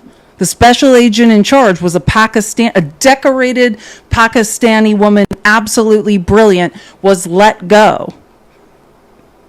The FBI has been hollowed out. There are lawsuits filed by FBI agents say the FBI is now just a tool to attack people that Donald Trump wants them to attack. They are no longer an apparatus to protect the people. That's a lawsuit that was just filed. Trump defunded the ATF. He defunded the FBI. He has defunded local police stations, federal dollars that went to local police stations. If you're wondering why these things are happening and there's no reconnaissance, there's no one watching, it's because anybody who had a brain has been fired. The rest of the mediocre, tiny D white men that still work there have been rerouted to what? And I'm just quoting Trump. To chasing down phantom brown people they believe are criminals who are committing the awful crime of helping our economy function. That's Felice, you forgot that they were also, taking all those black jobs that Donald Trump was talking about. But speaking of black jobs, cute little number for us today. Over 300,000 black women have been fired since Trump took office. And it's not by accident. Oh, I mean, we could go on and on about the cute numbers. Oh, and you know how the whole Trump says every time and I just want to help you, MAGA, because I know you don't know what words mean. So you could learn something today. Fascism. If someone points at you and says fascist, not Trump, right? Not this person, because his brain does not work. But if someone who knows what they're talking about says, you are engaging in fascism, right? That is a political ideology, right? There are 14 points that define fascism. Steve, please go to hell. Oh my God, I just got that same, I think I'll win this appeal. I won it once before. Sorry, can we all tap the screen? Wait, hold on. I did not do this. I understand the decision. I did not do this. My live does not. Yeah, you are accusing me. This is what happens when people just don't know what to report my live for. Hold on. I have to pull up my live stream in my phone to monitor my appeal. Let's all tap the screen and pretend that MAGA aren't sore losers. Doing that Yeah, absolutely. Everybody tap the screen. We're at 232K. We should have been at 250, but I'm gonna let y'all slide a little bit because we're all very irked. I need you to use your rage to tap the screen. Take it out on your phones. It's okay. If you crack the screen, it's fine. You can send the bill to the White House because that's the problem. Let's get up to 250K and then up to 300K super duper quick. If you haven't shared, those are at 231. Get the shares out so TikTok can know the police isn't doing anything wrong and we're all having a good time over here listening to these facts and observing these receipts. The people's receipts, come and join. And yeah, I want to say, just as a teaser, I think tomorrow I think she's in. But if you are, a lot of people are probably new here, but Dr. Danny, she's a brilliant doctor, psychologist. I think we're going to try to organize a live with her tomorrow. Join the Discord for a time, but I think Dr. Danny, she told me, let me just quote, yeah, I'm done with work at 12 Central, so hopefully, like, we can, maybe Dr. Danny can help us fix ourselves tomorrow. I mean, I always talk about this. Joanna and I are brilliant. Dr. Danny is like next level smart. She's a researcher who's been defunded by the Trump administration. Like, this woman is... Her mind is like data spreadsheets.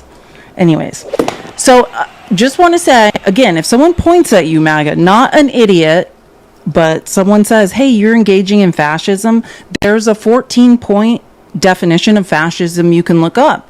And no, I love when Trump's like, hey, like, you got to stop calling us fascists. You got to stop calling us schmazzies. Well, stop being, I don't know what to tell you. Schmazziism was based in the 14 points of fascism, which is the basis for every single policy this government is enacting. If you don't want to be that, then change tacks, pivot, move away from fascist ideology. Stop having people leave the CDC saying, hey, our plan is eugenics. Our plan is to socially engineer people out of existence by denying them access to healthcare and vaccinations.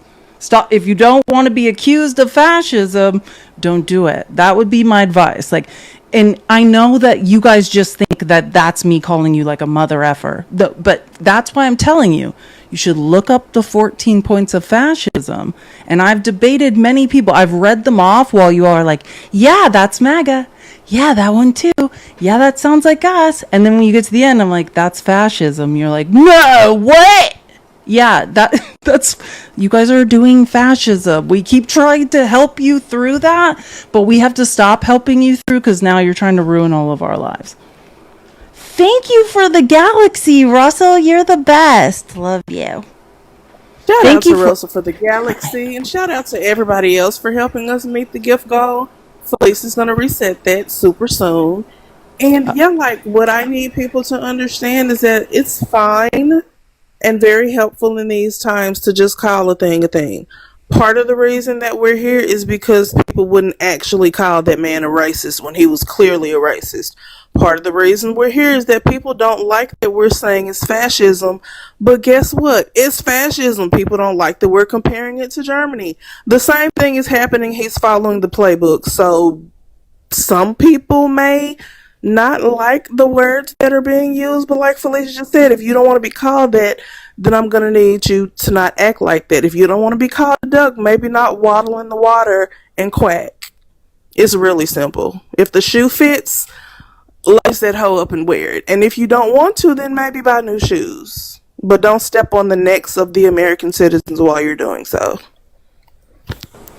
I mean, but also just learn what words mean, right? Like, if you don't want to be called words that you think sound bad, just learn. Like, if someone's saying you're a bigot, just look up what that word means and think like, hey, am I that person? Or look up the 14 points of fascism and be like, hey, is this who I am? By the way, Ashley, thank you so much for the $5 on Venmo. And the irony, the brilliant 15-year-old actor for adolescents, red pilling kids, won an Emmy. Can't make this shit up. I know. Cannot. And thank you for the $5 on Cash App, Jade. Thanks for all you do. You're the best. But again, I just want to, divide in American politics today is between these far left fascists led by Harris and her group. We have a fascist person running who's incompetent. She's a Marxist, communist, fascist, socialist. She's not actually a socialist. She's gone past that. Somebody's got to explain to this woman. This is a radical left, Marxist, communist, fascist. Divide in America.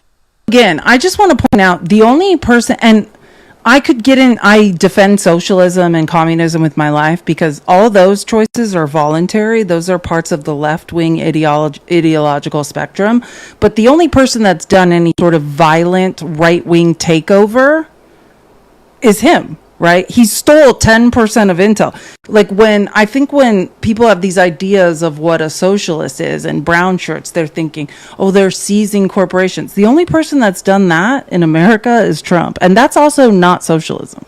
That's authoritarian rule, right? That's just dictator, totalitarian fascism, right?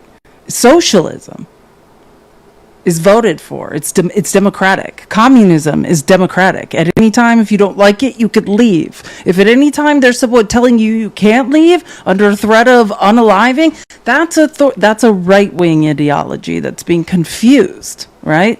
This is the man that's stealing parts of companies. This is the evil socialist, as I'm just saying, as MAGA's definition. You don't understand the definition of socialism, but if you did, like, that's your guy. Hold on. Let me show you. I want to find this clip of this other. Oh, God. I don't know. And by the way, I did not win my appeal, so we need to tap the screen and share the live. The only way more people will find this live is if you share it. This is my Cash App and Venmo. If you like what I'm doing, please gift me. But yeah, it said I was like directing people off the site, which I don't think I've ever done. This is a brilliant clip. Let me make sure I got this right. Conservatives want to lecture liberals about tone and respectability and decency in the aftermath of the assassination of Charlie Kirk. The same conservatives who downplayed tragedy after tragedy when the victims were black, brown, queer, or simply Democrats. Let's get into it. When George Floyd was murdered, Republicans did not mourn. Marjorie Taylor Greene called Democrats worshipers of a convicted felon. Marjorie Taylor Greene didn't care about that man's family. After George Floyd's death, Texas GOP officials circulated memes calling it a hoax. People like Charlie Kirk literally blamed this man for his own death, even though we watched him get choked out. Blamed it on fentanyl. You had people like Candace Owens making entire documentaries ridiculing this man dying. And y'all want to talk about decency? A Scottsdale, Arizona councilman literally mocked Eric Garner's dying words at an anti-mask rally, wearing a mask, talking about "I can't breathe." Republicans literally mocked this man's dying words, and y'all want to talk about decency? Y'all doing all this tone policing now, but where was y'all when Fox News aired a chart aligning stock market gains with the killings of black men, specifically George Floyd and Michael Brown? New Jersey corrections officers were filmed reenacting Floyd's murder as counter-protest theater. What are we talking about? A Republican state senator in South Dakota posted "All lives splatter," joking about running over protesters weeks after a white supremacist killed Heather Heyer with a car in Charlottesville. Imagine telling liberals to be respectful after Kirk when your own party treated black men's last breaths and anti-racist protesters' death as punchlines. We can keep going. When Paul Pelosi was nearly beaten to death in his home, Donald Trump Jr. joked about a Halloween costume of underwear and a hammer. Kerry Lake laughed on stage about Nancy Pelosi's home security. Conservatives treated an attempted assassination of the speaker's husband like late night comedy material. And y'all whining about how folks are responding to Charlie Kirk? When the FBI foiled a kidnapping plot against Democratic Governor Gretchen Whitmer, Trump had a whole rally talking about lock her up just days after. And then he mocked Whitmer for blaming him for radicalizing the people that were trying to kidnap her. Conservatives didn't call for unity. They doubled down. When Puerto Ricans died by the thousands after Hurricane Maria, Donald Trump was shooting paper towels and then claimed that the Puerto Rican death toll was made up by Democrats to make him look bad. We can keep it going. After 49 mostly LGBTQ people were slaughtered at Pulse nightclub, Texas Lieutenant Governor Dan Patrick tweeted, "A man reaps what he sows." Minnesota Democratic House Speaker Hortman and her husband was assassinated, and Senator John Hoffman and his wife were shot, conservatives wasn't talking about no damn unity. Senator Mike Lee posted conspiracy bait about the suspect being a Marxist and slapped a wink and a nod tagline on it, tying it to Democratic leaders. We not taking no tone policing lectures from the same crowd that sneered at George Floyd's last breath, that laughed about Paul Pelosi's fractured skull, told Puerto Ricans their deaths didn't count, and could barely muster any empathy when Minnesota Democrats were being assassinated. If you didn't respect tragedy then, you don't get to demand it now. Period. Also, when Josh Shapiro was set on fire in his own house with his children in there, and Trump wouldn't even say that was a bad thing. I mean, like, are you guys kidding? You guys have to be kidding. And by the way, I think because I got a violation and I'm in trouble, so let's all keep tapping the screen and share the live, because yeah, I can't pin things. But his name is, it's at the political plug, like spelled. Can you guys can see this? Screenshot it if you need to. The political plug. But I get these from like accounts on X. So like, but it's the political plug. I tried to post it, but I'm not allowed to pin things in my own live anymore, I guess, unless I restart. Just because I'm in the box, like you can't pin stuff when people are in the box, and that violation I didn't know that. I'm seeing in the chat is because you can't say the PAY links out loud, and that's what they'll flag you for. Because I guess TikTok doesn't want you making Skrilla anywhere off of their app. Oh wait, you're saying I can't pin? Well, I don't know what that. That's an engineering problem. Good, sorry. But yeah, I love that clip. But I mean, we have way more to go than just that. Let's not get lost in the sauce, because I literally can't believe the shit I keep hearing. Oh, wait. I want to show another pastor, because I was like, if this is about Christianity, which apparently I heard people yelling, Charlie Kirk loves the Old Testament, so nothing about Jesus and Jesus returning. Like, should we listen to anything about the New Testament? If you lived through last week, there were reasons that tried to rob you of your soul. Now, I know that we all got caught up on one death, but I want to be clear that Kirk was not the only one that died last week. His black body's being killed all across the country every week, and we ain't making it a major news story. I think we need to be careful that we don't think just because white on white crime happened that it's more important than when other crimes happen as well. Okay, I'm just saying.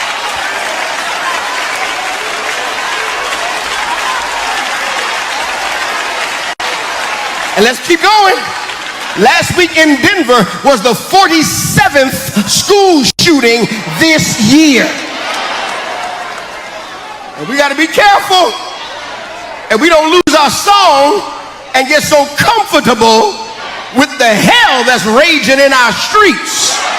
We still got to be conscious that there's some things happening in this world that are trying to rob us of our song. I really despise the way that Kirk was killed last week. I despise the way he was killed. Shouldn't have gone down like that. But political violence ain't nothing new to this nation. Now, let's be clear. Let's be clear. They killed our ancestors over political violence. That was political violence right there. Knees on necks, that's political violence right there. Shooting you down for having some Skittles and a drink, that's political violence right there. Let's be clear, this ain't new. This ain't new. And I want them to be just as concerned about Kirk, and be just as concerned about Trayvon as they were about Kirk. And just as concerned about my brother that just got shot last night as they were about the brother that got shot a couple days ago. And while I'm on that, can I go a little farther? You and I need to be very careful. All of us need to be careful of the public positions that we take. Be very careful.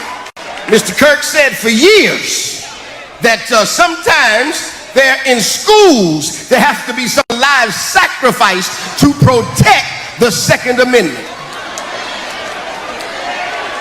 I'm not making it up. Some lives have to be taken to protect the Second Amendment. Got to be careful of the positions you take, because they might just come back and take you. I am not applauding his death. That boy should not have died. His children got to be raised without a father. His wife has to deal with living without her husband. It should not have gone down like that. But the Bible says, if you live by the sword,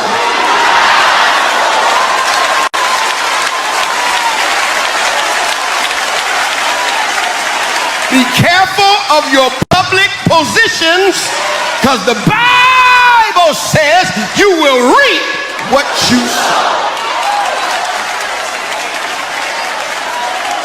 Yeah, I'm just Dr. Marcus Crosby had some thoughts. I mean, and that was his position on children being unalived in schools, is that in protection of the Second Amendment, this might need to happen. And there are people who have been just for reposting Charlie Kirk's exact quotes about that who've almost been fired. And they're like, hey, I didn't say that. He said it. Like, this is his dream, not mine. Yeah, that's Pastor Marcus Crosby. Barbara, thank you for the $10 on Venmo. I appreciate it so much. Thank you. But, I mean, it's delusional to think, like, this is your dream, not ours. This is what you wanted. And now you're acting like we're all crazy. And also, HBCUs are about to be defunded because of this bullshit. Like, let me just try. Okay, I'm going to try. I know this clip bothers. First of all, I don't know why this kid is sitting in the woods. So just prepare yourselves. I don't know why he's in a chair like near the woods. But I do think, like, oh my God, I love a corgi. Thank you so much for the gift, Hale. That's awesome.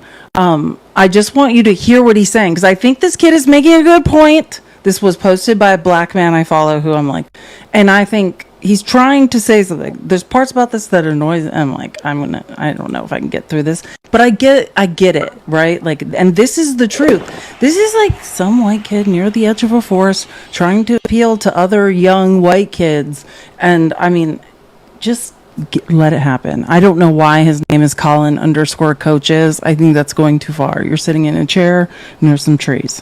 Stop. Had a lot of opinions.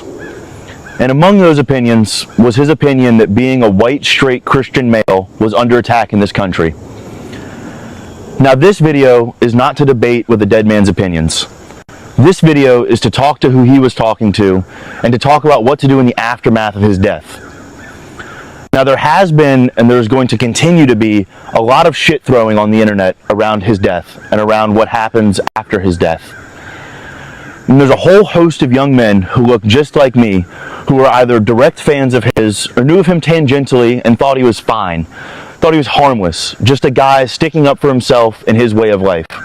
Now, these young men for the last 7 or 8 years have been being told that they are under attack for being straight, white, Christian men. And they have now had that fear confirmed for them in the most traumatizing and shocking way possible. Now, if you are one of these young men and you've made it this far into listening, please listen to me now. This war that we are throttling towards full speed is the war of our grandfather's generation. These old rich men in control who want violence, who want the masses to slaughter each other. These men are our only enemy. Who profits when we have riots? Who profits when the stores burn down? Who profits when we turn our backs on our brothers? Corporations profit. Private equity profits. BlackRock profits. BlackRock profits every time a bullet is fired and every time a store burns down. This culture war that they're sparking is being used to tear this country apart for their profit, for their gain, so that they can continue to profit off of our suffering. These people will profit when they shoot you, and they will profit at the hospital when they stitch you up. Companies like BlackRock and Palantir are set to make trillions off of the impending collapse of our nation. They're planning for us to tear each other apart. They are planning for us to turn on each other and make this culture war a civil war. I am begging you, please, for the love of God, for the love of our neighbors, for the love of whatever, do not take the bait. The enemy of my enemy is my friend, and brother, we are all sharing an enemy. Charlie Kirk was killed by being used used by the same enemy as a divisive tool to split our nation in half. He was killed because he was a tool used by the elite to split us along culture issues like race, like sex, like gender. The only issue that matters is the corporations at the top and the rest of us at the bottom suffering while they sip champagne and they laugh at our fear. Your enemy isn't across, your enemy is up. Rick had a lot of opinions. I mean, he's right. You know what I mean? It's like right neighborhood, wrong address. He's there though. You know what I mean? Like he's there. He's got it. He's like, I see something. I understand something. I'm not necessarily explaining it exactly correct. Charlie Kirk is a tool and was a tool of the rich, right? And that's my worst fear about being involved in politics in any way and why I always say, like, to date, I've never accepted a dime from a PAC or from anyone else for any opinion I have, because I think at the end of the day, we are all tools in a way, right? If you allow yourself to be. And that is my worst fear. But that's the truth. As long as we sit here arguing about random religions and who's in what bathroom and who's having sex with who, which is none of anyone's business, as long as that goes on, we're just all being robbed, right? Like our neighbors, right, to the right and left, these are not our enemies. It's us versus them up there. And I think, I mean, he annoys me a little bit, the way he's sitting in the trees like that. I'm like, what are you doing? But I think, like, if any kid listens to that and understands it, I mean, that's the truth, right? Your apathy, stop directing it. The point is, we're all being robbed by the same people. Like the same people that will watch Divergent and Insurgent and The Hunger Games and be on the side of Katniss and not understand, like, hey, dummy, you're on the wrong side. When the guy said to her, Katniss, remember who the real enemy is? Can y'all please take that line of the movie seriously? Because that's what you need to do. It's not the gays, it's not the trans people, it's not the blacks, it's not the immigrants. The richest people are picking your pockets, and you're handing them your pants so that they can do it more efficiently and they don't have to snatch them off of you. You're literally giving them all of your laundry, you're giving them your bank account information, you're giving them everything that they need to steal all of the money from you and from all of us. You're drilling holes in the boat that all of us are in, thinking that only we're gonna sink. That's not how any of this works. It is not. I could not agree. Thank you guys so much for the gifts. I appreciate it so much. I told you guys I was like on Right Wing Watch. I was like, oh, what are the pastors saying about this stuff, right? I just want to show you before this happened with Charlie Kirk, but after what happened with children being pew-pewed in Minnesota. I just want to show you, this is one of Trump's favorite pastors, Steve Deese, that was just having some thoughts. This cannot be tolerated in human polite society, period. I want to think he's talking about, children unaliving. It cannot happen. We will not welcome it. We will not have it. It will not be funded. It will not be encouraged. It will be criminalized. It will be punished. You cannot do this.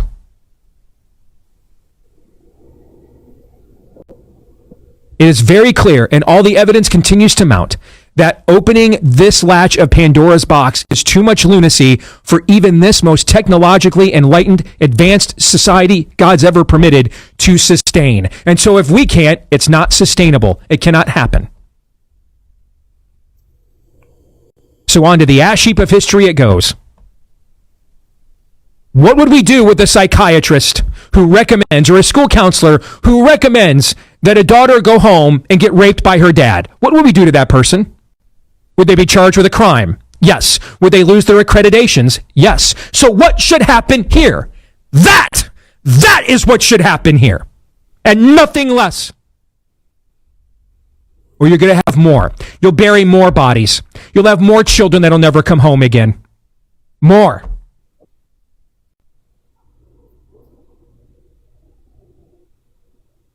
How's your resolve now? How's your resolve now?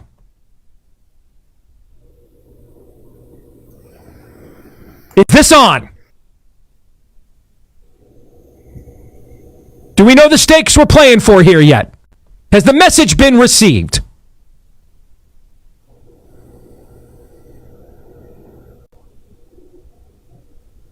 You cannot share a country with this. So don't. He's talking about trans people. No, it's very lead. Not, all the majority. I just want to be clear. And this is the nearest I can tell. And, I love math. I think 1.3 or 4% of any mass pure has ever been trans. But for some reason, this man is yelling at the trans community. And I know, MAGA, you can't do math, but it's not good. It's not, trans people aren't doing any of this. You guys are doing this to yourselves, and then you're like, shit, we gotta blame someone? Who can we blame? It's just, it's like you're looking at brown and black people, we're nowhere to be found, and then you're like, well, I guess we gotta blame trans people. Some of them are white. What is this? That's what he was talking about. He's screaming at trans people. This is another guy. Oh my God, hold on. I just want to make sure. Yeah, so I just want to tell you before I show you this, because this is horrific, and actually my life's already in trouble, so it doesn't matter. So I just want to show you, this man said this on August 27th, and then he was given, shortly after, I think 3 days after, was given White House press credentials and invited by KK Caroline Leavitt to the White House. 4 days after he said this. Women ask me, does Elijah Schaffer hate women? And the answer, of course, is yes.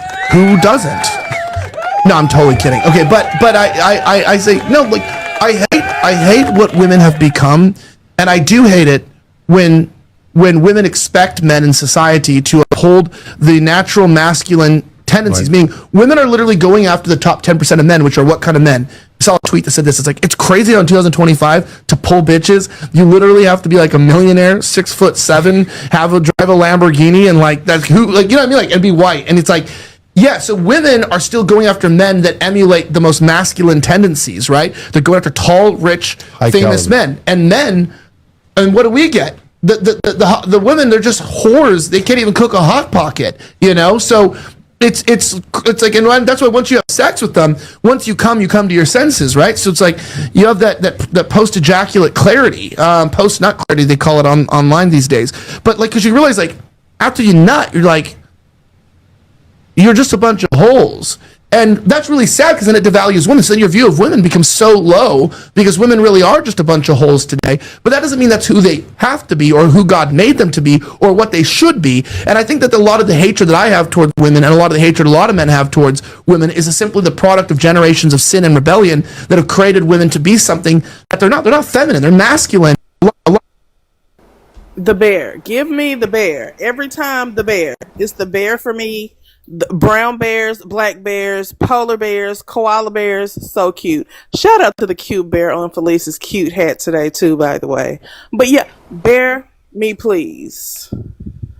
But I just want to say, 4 days after this podcast, he was given White House credentials. I invite everyone to follow Right Wing Watch. Days after declaring that women are nothing but a bunch of holes, Elijah Schaffer proudly announced that his Rift TV network has its own credentialed White House correspondent. His name is Elijah Schaffer. He runs Rift TV. Look him up. While I have to listen to MAGA men come in my comments and complain about people spreading hate. Learn to read, learn to do research, learn math, learn to figure out what's going on in the world. You guys are not well. I'm sorry that no one wants to sleep with your tiny little troll asses. I can't help you. I'm 5'9" and 3/4 barefoot. You guys feel threatened by me. I have no problem dating someone shorter than me. You guys feel insecure about who you are. Did you hear him? You have to have $1 million and you have to be 6'7". Whoever, you probably just don't have to be a horrible, creepy, insecure weirdo. Like that would be That's what I would think. But, you know, who am I? Who am I to decide what it takes to have someone want you to touch them? But Elijah, I understand why you're angry. No one is ever going to let you anywhere fucking near them. I mean, maybe we just don't want, you know, gross men touching us. Like the dude in the clip before this one who was screaming and pointing at us like a psychopath, talking about trans people assaulting children. Sir, if I'm not mistaken, which I absolutely am not, because I never make mistakes. I'm perfect, in case you didn't know. Like, it's not trans people that I'm literally seeing every week, multiple times a week, sometimes multiple times a day, getting arrested and getting charged with assaulting children and possessing images and videos of them assaulting children and like, it's not the trans people. All of you are, all the ones that I've seen, white men who are Christian and Republican. The call is coming from inside the house, sir. Pick up the phone. Let me just give another example of the call is coming from inside the house. Whilst you tell us that we're spreading hate. Like, this is, I mean, I don't even know which one to choose. Like, you know Katie Britt, that sad senator from Alabama who did that? Like, hi, I'm going to talk to you about kitchen table economics. I actually have no idea what I'm talking about. This has nothing to do with reality. I'm talking in this voice. And just listen. So she was on Maria Bartiromo's show yesterday saying, I mean, just whatever. Disgusting. The rhetoric that led us to this moment, calling President Trump a fascist, calling him Hitler. You had news organizations and say she did get community noted for this. The only people in politics that are known to have called Trump Shitler are JD Vance and RFK Jr. Just to be clear, she did get community noted. Nobody, no, again, just you guys. Mainstream media celebrating that, allowing those things to take place and be said on their networks. Right. That is dangerous. When you look at that, when you look at where we are, when you look at how we got here, now people that are celebrating Charlie's murder, celebrating a political assassination, that should never happen in the United States.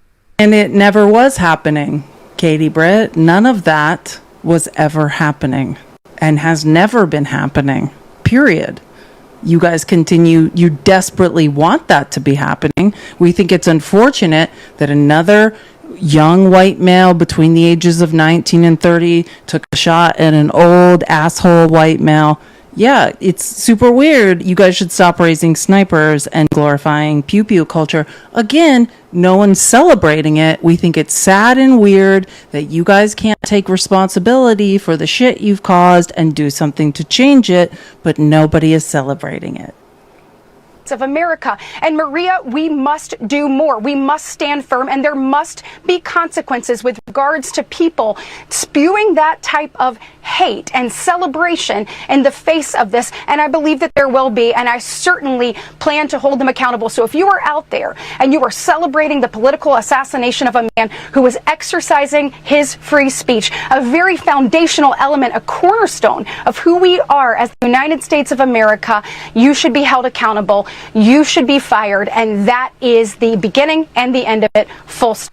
Saying if you have an opinion, and this is not even about the First Amendment is government led. I mean, which she is part of the government trying to she's actually trying to shit on the First Amendment, which is crazy. She's saying you should be fired from your jobs for having opinions, which is crazy in itself. That's not even the worst of this. That's not where I'm going with this, because you're like, oh yeah, Katie Britt's a fucking loser. I just want to show you that what happens when you're a woman on the right. You know, she's like, yeah, nailing it. You should lose your job. Look at me. I'm Katie Britt. I've almost recovered from my sad response to the last State of the Union, where the entire country has been laughing at me for 6 months. No one can barely remember. Let me show you what's going on in actual, like, for the rest of us on X, you know, who follow the right. Let me show you what they think of Katie Britt.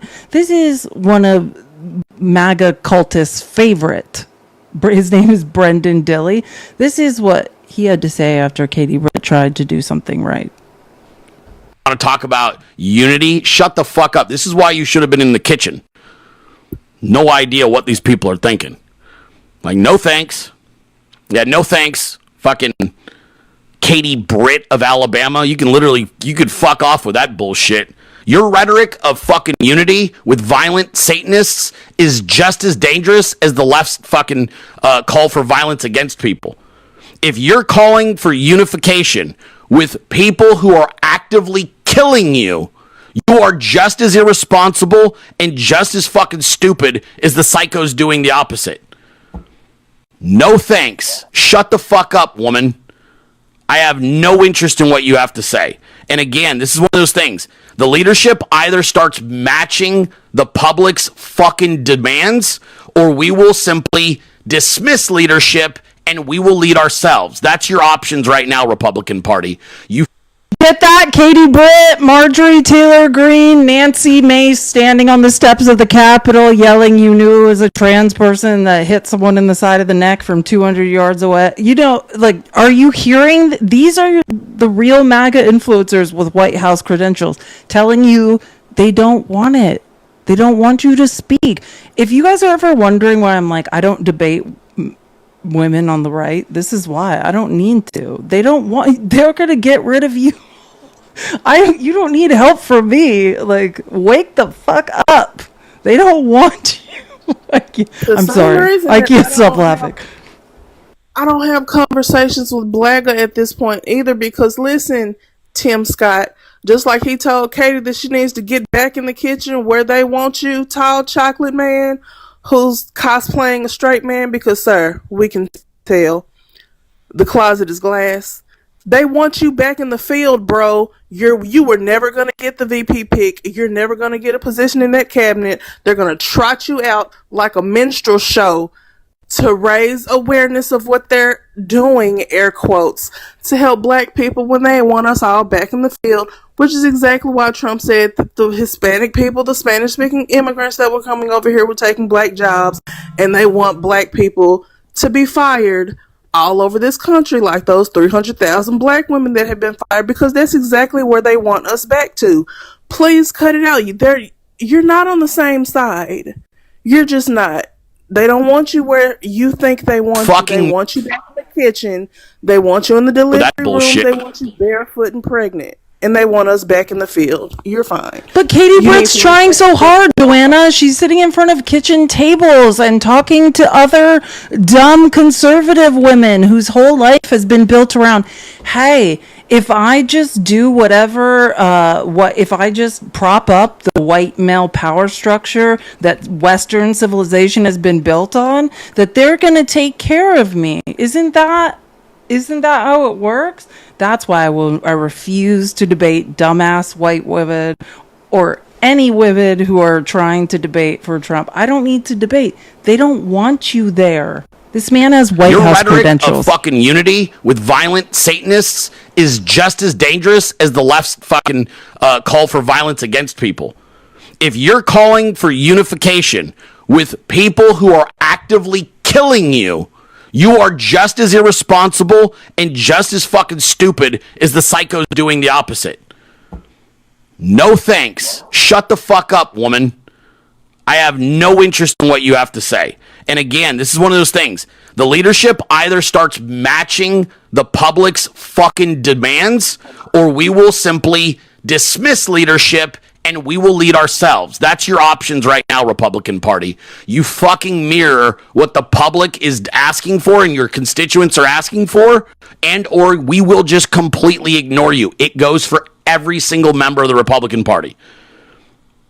The American patriot has no interest in your kumbaya fucking garbage at all. None. I want to talk about. I mean, Katie Britt, he said, shut up, woman. We don't give a shit what you have to say. I'm just delivering the news. I'm just telling you what you people are telling you, Senator Katie Britt from Alabama. Shut the fuck up. They don't care. They don't want you. That's why I don't debate women on TikTok. I'm gonna wait for the right to devour you all alive. And she'll hear that and still be my man, my man, my man. Ma'am, Cut it out. Felice, reset. Not him, not him. I know, I need to reset every goal. I know, it's terrible. I'm getting there. Let's just listen to, and this is another thing that was bothering me. You know how, like, an email goes out every morning to every Republican, they're like, hit these talking points, and at least, like, no one had the decency to hit these talking points except two people, which of course was Stephen Miller and Kristi Noem, which was the last text I got from Charlie Kirk. Insert random lie here. And let me tell you something I'd not share with anybody, but the last message that Charlie Kirk gave to me. Show us a screenshot, you fucking liar. Before he joined his creator in heaven, was he said that we have to dismantle and take on the radical left organizations in this country that are fomenting violence. That was the last message that he sent me before that assassin stole him from all of us. And we are going to do that under President Trump's... Post the screenshot. This is the age of the internet. Where the are the receipts? If that's the last text message he sent you, weird little troll man, please, where is the mother effing receipt, Stephen? Where? Leadership.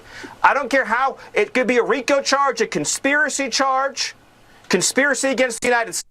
What you need to understand. So when you hear them mentioning George Soros, when you see them trying to come up with like, no, this was a conspiracy of trans people, of the left, of Antifa, it's because they're trying to drum up a federal RICO charge. They want this case to be tried in federal court, which I never went through that very intelligent thread made by that lawyer who's like, if they fuck this up, which if you guys don't know what's happening, like you've not heard a word from from Tyler Robinson, right?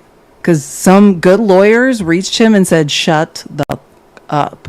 Because this investigation has been botched in every way, every shape, every form. If you would have told me that kid that pew-pewed the insurance bill might get off, I'd be like, what? Like, but that too, illegal search and seizure, everything that happened at McDonald's apparently may be inadmissible. And this is shaping up the same way. We've got Kosh Patel, who's like out of his, like no pupil, can't even see any pupils, is like, see you in Valhalla, evangelical Christian man, and I'm a Hindu, and I'm scratching the side of my neck, and I have like weird sores, and I've got to make it to a club in 5 minutes, so I've got to be out of here. These are the people running investigations, and that Tyler Robinson has not said a word.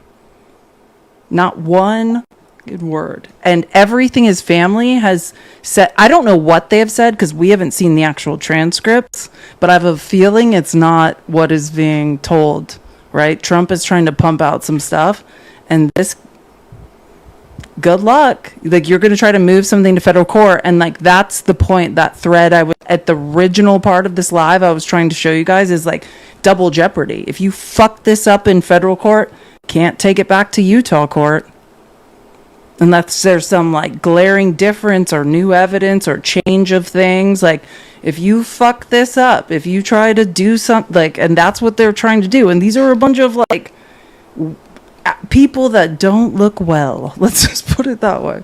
They're about to try some sort of federal RICO case and tie it to a kid from backwoods Washington, Utah. I mean, this kid may just get off. Like, if he just keeps his mouth shut, he might get off because of all of the incompetent, mediocre white men that Trump has put in positions that are going to F this up. States, insurrection, but we are going to do what it takes to dismantle the organizations and the entities that are fomenting riots, that are doxing, that are trying to inspire terrorism, and that are committing acts of wanton violence. It has to stop. And my message is to all of the domestic terrorists in this country spreading... That's you, Proud Boys. That's you. That's you. Right, everyone, MAGA... Stephen Miller has a message for you, so open up your ears. This evil hate. You want us to live in fear? We will not live in fear, but you will live in exile. Because the power of law enforcement under President Trump's leadership will be used to find you, will be used to take away your money, take away your power, and if you've broken the law, to take away your freedom, Sean. So even if you haven't broken the law, you're going to take away their money and power? Like, do you hear what he's saying? This is all based off random, delusional, uneducated MAGA's tips of like, this person's doing something wrong. They've gutted the FBI. Anyone of any credentials or education, they've gotten rid of. Anyone that could threaten Trump's intelligence. That's what you need to imagine. Trump's the smartest person of this operation now. Everyone else is gone or is being pressured to leave. There's nobody doing anything of any consequence. That's why I was showing you that lawsuit that was filed. And like, just to give you an idea that like, as someone that used to work in marketing and advertising and PR, like, and then Kristi Noem shows up and says the same thing. There. In fact, the last thing Charlie had texted me about a day or two before he passed away was about those mayors and governors, that he wanted them to be held accountable for how dangerous they were. Oh, Stephen Miller's story is conveniently, Charlie Kirk's last text me was that I should erode all Americans' constitutional rights and just let him run roughshod over all of us. And suspiciously, Charlie Kirk's last text message to Kristi Noem was that she should use the Department of Homeland Security to invade blue cities. Isn't that strange? Super strange. It's just the irony of all. He's busy sending all these last. Oh, and here's Eric Trump after he was done, which I showed a couple clips earlier. I'm not going into it again because I think it's gross. After he was done using Charlie Kirk's unaliving to sell his book, he did also say this, which I thought was particularly disgusting yesterday. Well, I mean, Erica right there was so powerful. I watched the entire thing. I couldn't believe her strength and her courage. You know, there's that famous quote right after Pearl Harbor, you know, I think we've just awoken a sleeping giant and filled him with terrible resolve. And it kind of rings true here. That's exactly what you did. It literally, as I was showing up to the studio, Maria, there was an older Jamaican man who came up to me in very broken English and said, Mr. Trump, I'm very sorry about Charlie Kirk. He was an amazing Christian. I am Charlie Kirk, right? It's transcended the generation of youth. Like, everybody over the last, couple days has been talking about how Charlie created the greatest youth movement. What's happened with this assassination has affected everybody. I've had employees, Maria, call me and say, my children, my 17-year-old daughter has been in her room crying. It's changed. You know what has transcended generations is your ability to lie just like daddy. Oh, did he come to you with tears in his eyes? An old Jamaican man hobbled up to you and said, I am Charlie Kirk.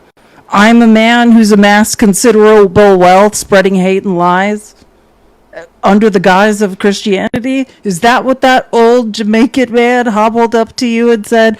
Prove it! Where are the receipts? They don't exist because it didn't happen. I'm sorry, I can't. Do you see? This is why I can't go live. I have to lay on the floor 2 hours before I start lives because I'm like, this is what I have to talk to people about. This is it. Oh, an old Jamaican man hobbled up to you, Eric Trump. You have no security right after a giant murder happened. Like, how dumb must you believe we all are? Oh, here's a Hindu man wishing a evangelical Christian, I will see you in Valhalla. Lastly, to my friend Charlie Kirk, rest now, brother. We have the watch, and I'll see you in Valhalla. Sorry, I have a table at a club reserved. I've paid a lot of money for this and the party favors. I have to go now. Don't try to make a sense of how offensive that is. And this is what we're talking about. Kash Patel was dining at NYC's hotspot Rouse, which if you lived in NYC, you know. The evening after Kirk's unaliving. One law enforcement official said that the horrific event of Kirk's killing showcased Patel's public inability to meet the moment as a leader. And if you know Rouse and what goes on there, this man is just knee deep in powder. Like, he's not well. And then, okay, so this is this morning where they're like, hey, like, you made up a bunch of lies for a couple of days there. This is this morning, they were like, hey, like, you said a bunch of lies, and like, now could be the time when you would unsay those lies, you know, because of all the lies you said.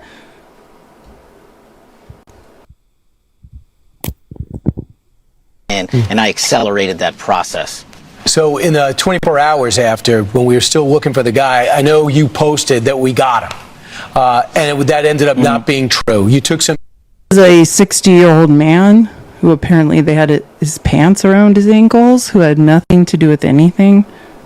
That was the first Kosh. Look at his face. Like, I mean, has no one had any history with addiction? It's like, can somebody look at this man and identify?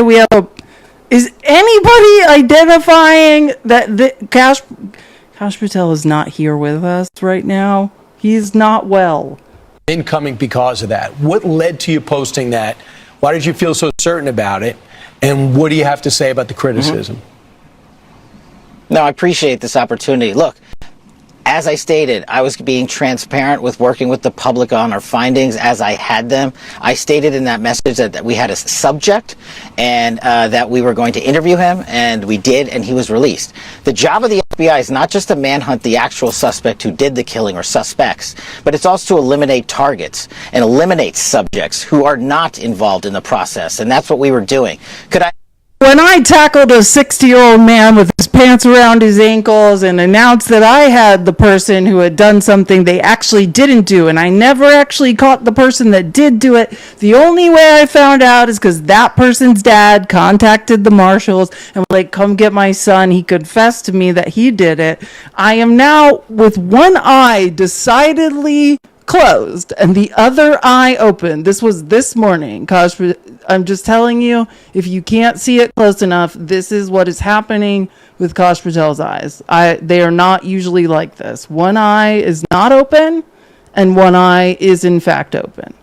I'm just, if in case we're not zooming in enough on the fact, can I just, if you think I'm lying, wait, hold on. Am I exaggerating the motion I just did? Or for some reason, is he giving an interview with one eye closed? Why would you give an interview with one eye closed? Just asking. My gosh, friend, I need you to understand. I'm going to hold your hand with a huge roll of napkins in between because I don't want to touch you. When I tell you this, sir, you are half a shade lighter than me.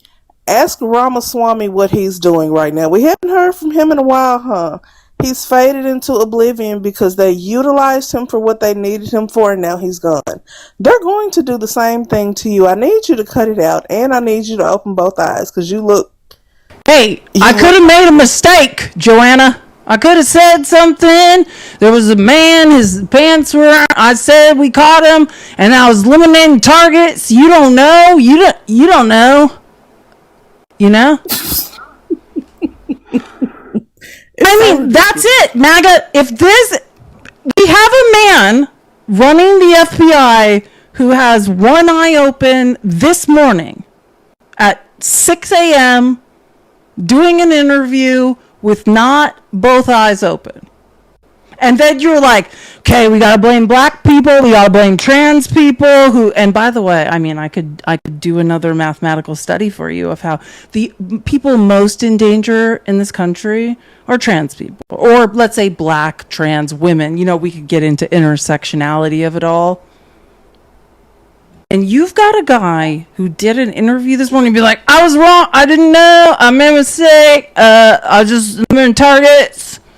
I have to go now.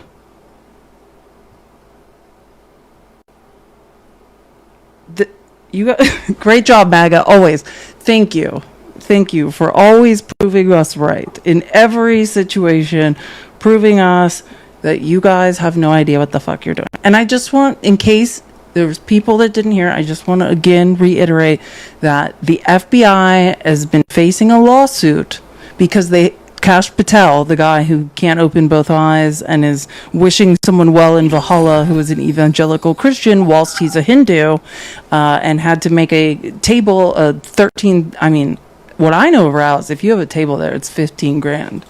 minimum. That's without bottles. So he had to be at Rouse for a table reservation. You cannot make this stuff up. Whilst the FBI is facing an investigation and a lawsuit by real people who used to work there who are like, Kash Patel gutted this agency so it could be used for Trump's purposes. So the rush to judgment by not only Patel and also by Trump and others is galling, truly galling. Okay. So part of the reason why the FBI has been having this level of dysfunction is evidenced by the fact that we saw an incredible lawsuit that was filed yesterday by former FBI people, including Brian Driscoll.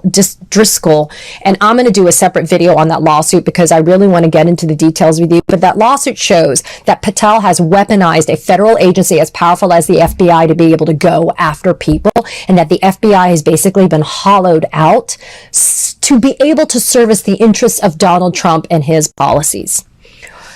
What's relevant, especially to Utah, is the following.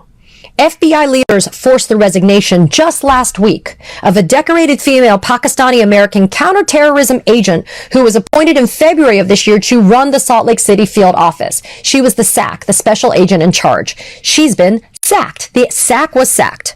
At least 18 to 53 special agents in charge who run FBI field offices across the country have now been pushed out under the Trump administration, and among them, half have been women, people of color, or both, according to data that was provided to NBC News by current and former FBI officials, who declined to be named, citing fear of retaliation. So the FBI is getting rid of its competent folks. And at a time when all Americans deserve to have the protection and safety and the services of a competent FBI, we have to really have a big question mark as to whether or not that is occurring. And then, as we know, and I've covered here extensively here at the Katie Fang News channel, the Department of Homeland Security official who is overseeing terrorism prevention, including domestic terrorism, which this could qualify as being, is a 21-year-old college graduate with no national security expertise who interned at the Heritage Foundation and pretty much has zero experience to be able to run a multi-million-dollar agency. Thomas Fugate. Yeah, what could go wrong? And while you guys are flailing around, trying to blame Hispanic people for crime, trying to blame black people, trying to blame women, trying to blame, God, women just trying to make decisions about healthcare and who they date, we can't have it. And I'm going somewhere, Joanna, I'm telling you. And at first I was like, I don't know if I want to hear from a white woman today. But I was like, sometimes white women have good things to say. And she said, and it's like, I could bring intersectionality into this, but I think this is a beautiful moment to just hear from someone that was like, yeah, I'm noticing something here, and it was accurate. You know what's fascinating about the event from earlier this week? I think everyone knows the one I'm talking about. Everyone is talking about it. And please don't anyone come after me. This is not a political statement. It's just an observation. It's not just the event. It's what it exposed. We're suddenly seeing right-wing male factions, groups, ideologies splintering from each other. Black pill versus Groyper, I don't know if I'm pronouncing that correctly, versus red pill versus post-ironic chaos bros. And it made me realize something. Men in America have never really had a group identity, not like women or queer folks or other marginalized communities, because for most of history, the system was the male group. They didn't need movements. They had institutions. They were called Western civilization. Yeah, that's what it was. The default. But now the center no longer holds. They're losing that automatic position of dominance, and for the first time some men are starting to feel what it's like not to be centered. And what happens when people feel disoriented in power? They form tribes, they splinter, they radicalize. But here's the is what tribalism is about and why it's so dangerous, right? When people splinter off from the collective, feel disenfranchised, when tribalism happens, this is when warring factions in history rise up and unalive each other. This is very smart. Key difference. These male factions aren't forming around shared hope or healing. They're forming around grievance, and most of it imagined, because their oppression isn't real. It's just equality finally arriving. But that doesn't make the pattern any less important, because archetypally and spiritually, this is the shadow of the masculine, trying to reorganize, trying to remember who it is when domination no longer works. Some of these groups will rot and just go away. Some will evolve, but all of them are whispering the same thing. I don't know who I am without control. And that's the real crisis. Just give a fucking clap for that. I mean, that is the shadow of the masculine saying, hey, if I'm not dominant, if I'm not controlling, if it's not violent, who am I now? Right? Like, I mean, I was like, at first I was like, I don't want to hear from a white woman right now. But, and you know what I mean? But here, let me see. Her name is, and again, I can't pin things because my live has been banned because I'm in trouble. At Kristen, you can't see it because it's against the white wall. It's at Kristen, Kristen 1942. So we can, Joanna, can you pin things? Kristen, it's hard because it's against the white wall. Kristen 1942. When you have a panel, like somebody in a panel, it doesn't let you pin. Yeah, stuff. Kristen. Oh, okay. Oh, yeah, you already said. Sorry, Kristen. But if you want to screenshot this, but I mean, that is the, and you'd have to understand like true Freudian psychology and like the shadow of the masculine, like breaking apart and saying, who am I? If not violent, if not controlling, if not dominant, where do I go now? Right? And like that breaking apart into pieces of younger generations, which is what the Groypers are, right? A lot of that is about depression and angst, and there is no place, there is no future, there is nothing else. So why not chaos? Why not bring it all down? Right? I mean, that is, and I'll say this, everyone wants to be like, is left, it was right. I mean, the right's training snipers. That's what we could all agree on. The right is training snipers up. But like what it is this angst, this male angst of I'm not anything anymore, right? I'm not a hunter. Right? Violence isn't right. There's no upward financial mobility for me. Who am I now? Right? And that's what people are, and then there's the old white rich men, which I was not planning to do this, but I'm going to do it. And it's like, can I just say, like, when I was doing a lot of history and sociology things in Utah and Idaho, like I always talk about how I was a Division I volleyball player in Idaho, and I was like, there's no more fascinating microcosm of culture that happened over like a shorter period. It's like Western civilization happened in Utah and Idaho in like 250 years. It's scary, right? And when you look at what happened, if you've ever heard of places in southern Utah, not kind of where Tyler Robinson is from, southern Utah and northern Arizona, there's this plateau that's very hard for either like law enforcement to reach. It's called Colorado City, right? And if it's where fundamentalist Mormons live, right? Polygamists are living. You might have heard of Warren Jeffs. All of that stuff was happening. And I do feel like that was a larger microcosm, right, of what is now happening to the Groypers, these young Gen Z, Gen Alpha gamer kids who are like, hey, well, I don't know if they know the numbers or not. They just know that there's no hope. There's no upward mobility. It's all been taken. And this is what happened with Warren Jeffs in Colorado City, right? Hey, everyone needs to have as many kids, hopefully girls, so we can marry them off to who? Not to young men. Not to help a young man start a family, right? It was to, a guy that already had 40 wives and had already proven himself useful. These are the oligarchs in the fundamentalist Mormon society, right? You've proven yourself useful. You're 60 years old. You keep getting 14-year-old wives, right? That's God's blessing. You're raining down all your usefulness. You're an engineer. You're raining money down on the community. So you get the girls. But what happens to what is called in the fundamentalist Mormon community, the Lost Boys? Right? These young kids who are now the Gen Z Groypers, this gamer generation of men who are like, who am I? What am I? If I can't make a living, if the average age 30 years ago of a homeowner was 24 and now it's 42. Who the hell am I? You're telling me the only way I'll ever be a man is if I can pay for a woman to have something and take care of her. But there's no hope of that for me. So who the fuck am I? Right? Well, all of these old fat cats, which I promise you, this is fundamentalist Mormonism, right?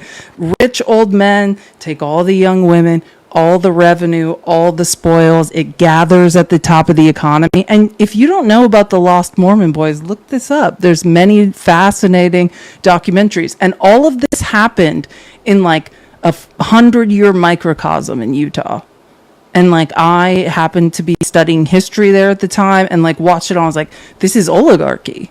Like this is like the hyper speed of an oligarchical society forming and failing. And then like the Lost Boys, you can watch these documentaries. They just are thrown out of the community because they're not allowed to have any women. They don't have any upward mobility because the oligarchy has formed, right? The chosen few are consolidating wealth and women at the top. And that is what groypers are. That is what young, lost Gen Z boys are. They're saying, there is no place for me here, but I will make noise before I leave. It is such simple sociology. Simple. It's happened in Utah. It's happening now. These kids have no upward mobility. They think everything is, life is a joke. Like existence has no value. They have no value. Other people have no value. And they're not wrong. This is a commentary on society that you're seeing. And as long as we continue to sit here and say, oh, this has something to do with trans people, or this has something to do with that. No, it has something to do with us raising a generation of hopelessness. People who had to cower under their desk 3 times a month and practice, hey, if you need to pee, use the kitty litter in the closet. Like, that's what this is all about. There is no upward mobility. All the wealth is concentrated at the very top of this country. And it's already happened in Utah in fundamentalist Mormon communities. They're nihilistic. Why? I don't have an answer. Like that's why I had to stop teaching, and I had to stop teaching a long time ago because I was like, there's nothing I can look these kids in the eyes and say. Like I'd be lying. What would I be telling them is the future? I don't know. I don't know. That's why I don't have kids. That's how serious I take this shit. The best parent I can be is to not procreate. Also for epigenetics, genetic reasons. But I can't explain why or how any of this is going to work out to anyone else. And the fact that all of this, and like hopefully that family in Utah will see, like your kid is just being used as another pawn. What was that girl, Lake and Riley, the name we're never supposed to say, that only Republicans scream and shout, right? And her parents realized, oh, this has nothing to do with my child and her life and the value of it. This is just a political pawn to just right versus left. It's a football to punt back and forth. Who did what, while we all are being robbed by the same people, right? While the rich get rich, the oligarchy builds at the top and laughs at us all.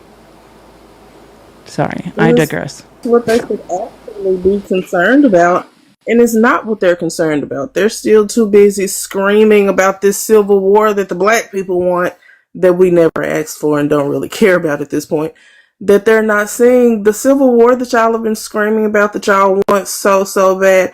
It's already here, but we have nothing to do with it. It's all these factions of people that y'all have spent all these years neglecting to give all of the economy to the rich people at the top that are warring against each other and warring against you. You need to fix it. Like, these are your children. This is the future. Sorry. So I just want to say also, if you remember Dr. Danny, the most brilliant person I've ever met on TikTok in my life, I think we're going to do a live tomorrow. Hold on. Let me just I think it will be 10:30 Pacific time, 1:30 Eastern. And she's, if you think I'm smart, meet Dr. Danny. She's gonna take a break from all her appointments and impart some wisdom. She's the best. And I mean, truly, if I had to say the most brilliant friendship I ever scrounged my way into. I'm still waiting for her to be like, I don't want to be your friend.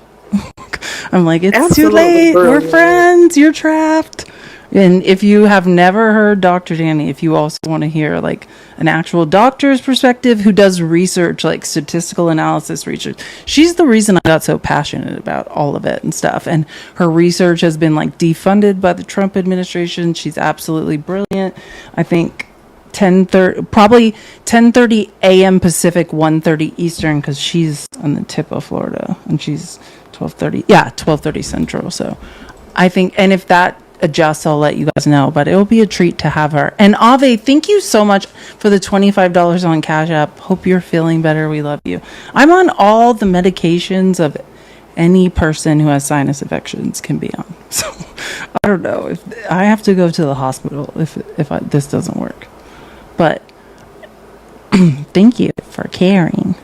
Sorry, I'm just trying Well, we can't tell that you don't feel great because you look absolutely phenomenal. The tan is tanning, the melanin is melaning, and once again, that hat is absolutely phenomenal. Speaking of melanin, this is one of my favorite women that works in politics. And I just, it's like in a time of white men flailing around trying to blame things on people who it's not their fault. It's time for black women to speak. I'm gonna say it because y'all can't fight me. For the people who are like, that was his political opinion. Okay, pause. Let's run it back to grade school and discuss what is a political opinion. A political opinion is something like, how high should taxes be? Should the states have more control than the federal government? Should we regulate guns more or less? See, these are political opinions. You can agree, disagree, debate them. That's politics. But when you step into saying things like black women don't have the same cognitive ability as white people, or that black people were better off in slavery and Jim Crow because they committed less crimes, that's not a political opinion. That is racism and white supremacy. When you claim that the 1 in 5 women who report SA are liars, that's not a political opinion. That is misogyny. When you argue that even a 10-year-old child who is SA'd should be forced to carry that pregnancy to term, that is not a political opinion. That is violence and asinine, honestly. And when you say that we should bring back live, televised executions for children, that is not a political opinion. That's apparently a self-fulfilling prophecy. And let me be clear, violence is never the answer, and I do not stand for it. But we also can't ignore the fact that for years, this person promoted violence and hate towards others on a huge platform. We need to stop pretending like every belief falls under the umbrella of political opinion. Politics is about governance. Dehumanizing people, encouraging violence, that is not politics. That is extremism. And clearly we can see that when we normalize it, the more dangerous it becomes for everyone. Someone brought up Erica Kirk in the comments. I don't know what she's trying to do. She's like, you haven't seen anything yet? What, more hate? We didn't see all the hate from your husband. We're not clear on how hateful your family is. You're about to unleash more hate on people that did nothing to you. Can't wait, Erica Kirk. Cannot wait. Oh, we haven't seen any hate. You're gonna unleash more hate on people that have done nothing to you under the guise of Christ's love and the New Testament. Can't wait. Praise the Lord, Erica Kirk. Praise him. Continue collecting money under the teachings of Jesus Christ. Oh, who's this? She's brilliant. Here, let me see. I can't pin things because my live or because whatever. Joanna explained it, but she's brilliant. Am I getting closer? I'm getting closer. Screenshot it, and it's a hard name. TOLUEKUNDARE. She's brilliant. She's a famous she works as, I believe, a political operative in I don't know, Georgia. I don't know. She's not no one though. Just screenshot it because I can't pin things right now. And she said everything that I'm absolutely feeling. And for the idiot that I saw a few times spamming the same thing in the chat, talking about the Democratic Party is done, the Democratic Party is dead. Guess what, friend? We're not as dead as Charlie Kirk, are we? Oh, okay. I love Joanna. It's all the things you can't say, you just yell them. I'm gonna say it. I'm absolutely gonna say it because ain't nobody gonna whoop me. So I mean, wait, hold on. Let me just find the screenshot of they're trying. Hold on. There's this guy in the military who just made the very terrible mistake of just posting a list of Charlie Kirk's own quotes. He's just here's some things Charlie Kirk said, and they're like, this man's spreading hate. And they're like, no, those are Charlie Kirk's quotes. And then they had to leave him alone. They were going to remove him from the U.S. military for just being hey, here's some things Charlie Kirk said. I know, I have the screenshot somewhere. Hold on.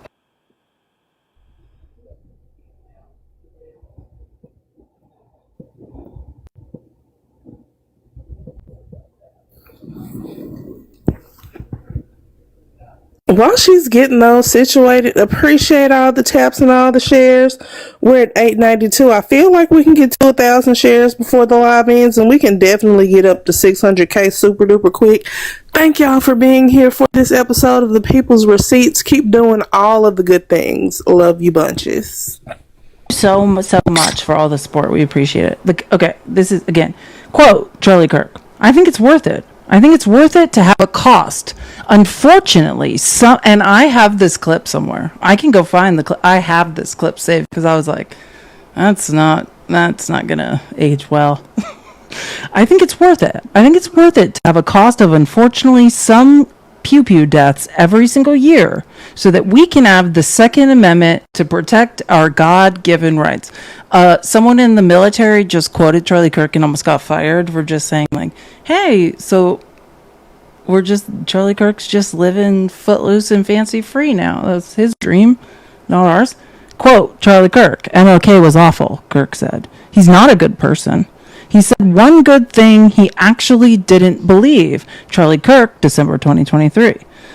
I mean, this quote, Charlie Kirk, the Civil Rights Act, though, let's be clear, created a beast, and that beast has now turned into an anti-white weapon.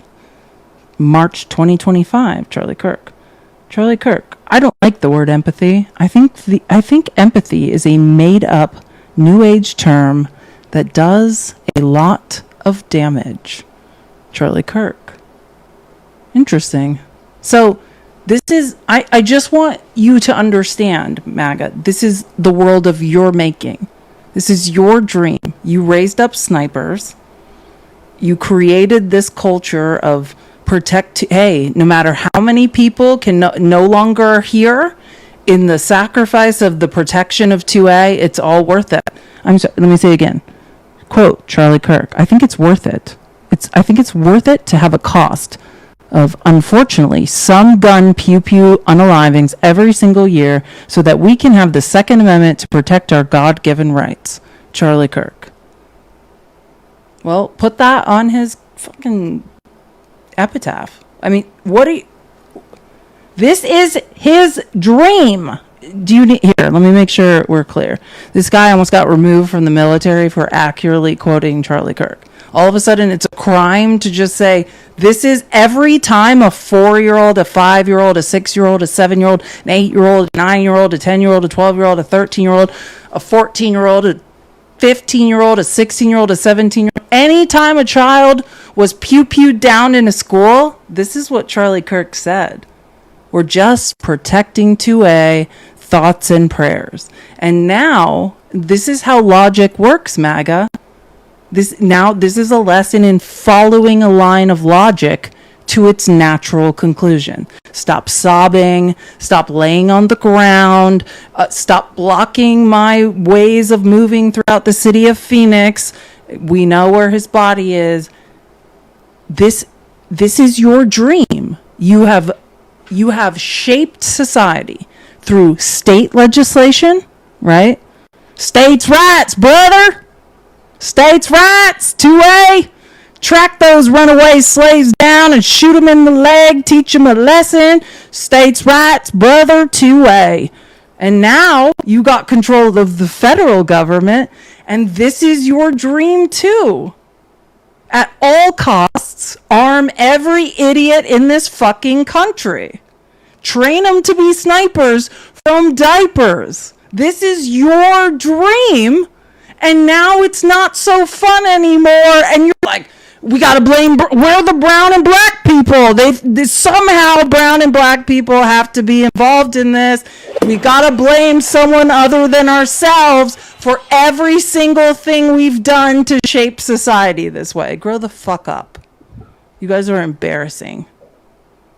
Sorry. Snipers from Diapers was a bar, by the way.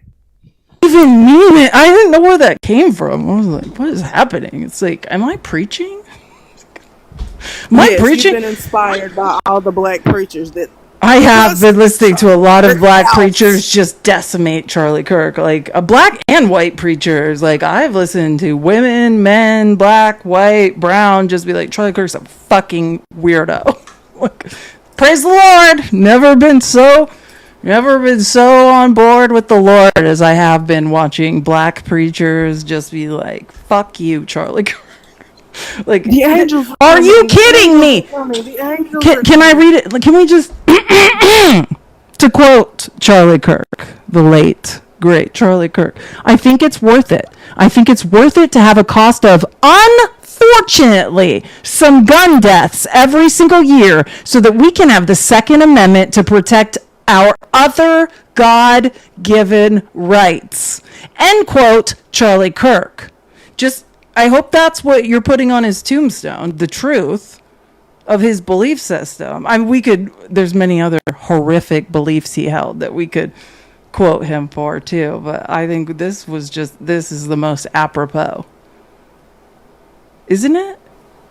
Like, are we joking? We almost fired someone from the military for accurately just saying this is what Charlie Kirk said every time children were unalived in schools, and now we're all supposed to be like, oh, this is different. Is it different?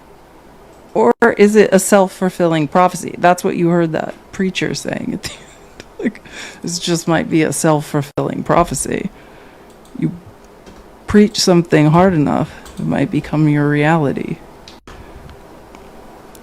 Why was Turning Point created? Oh yeah, I could get into that.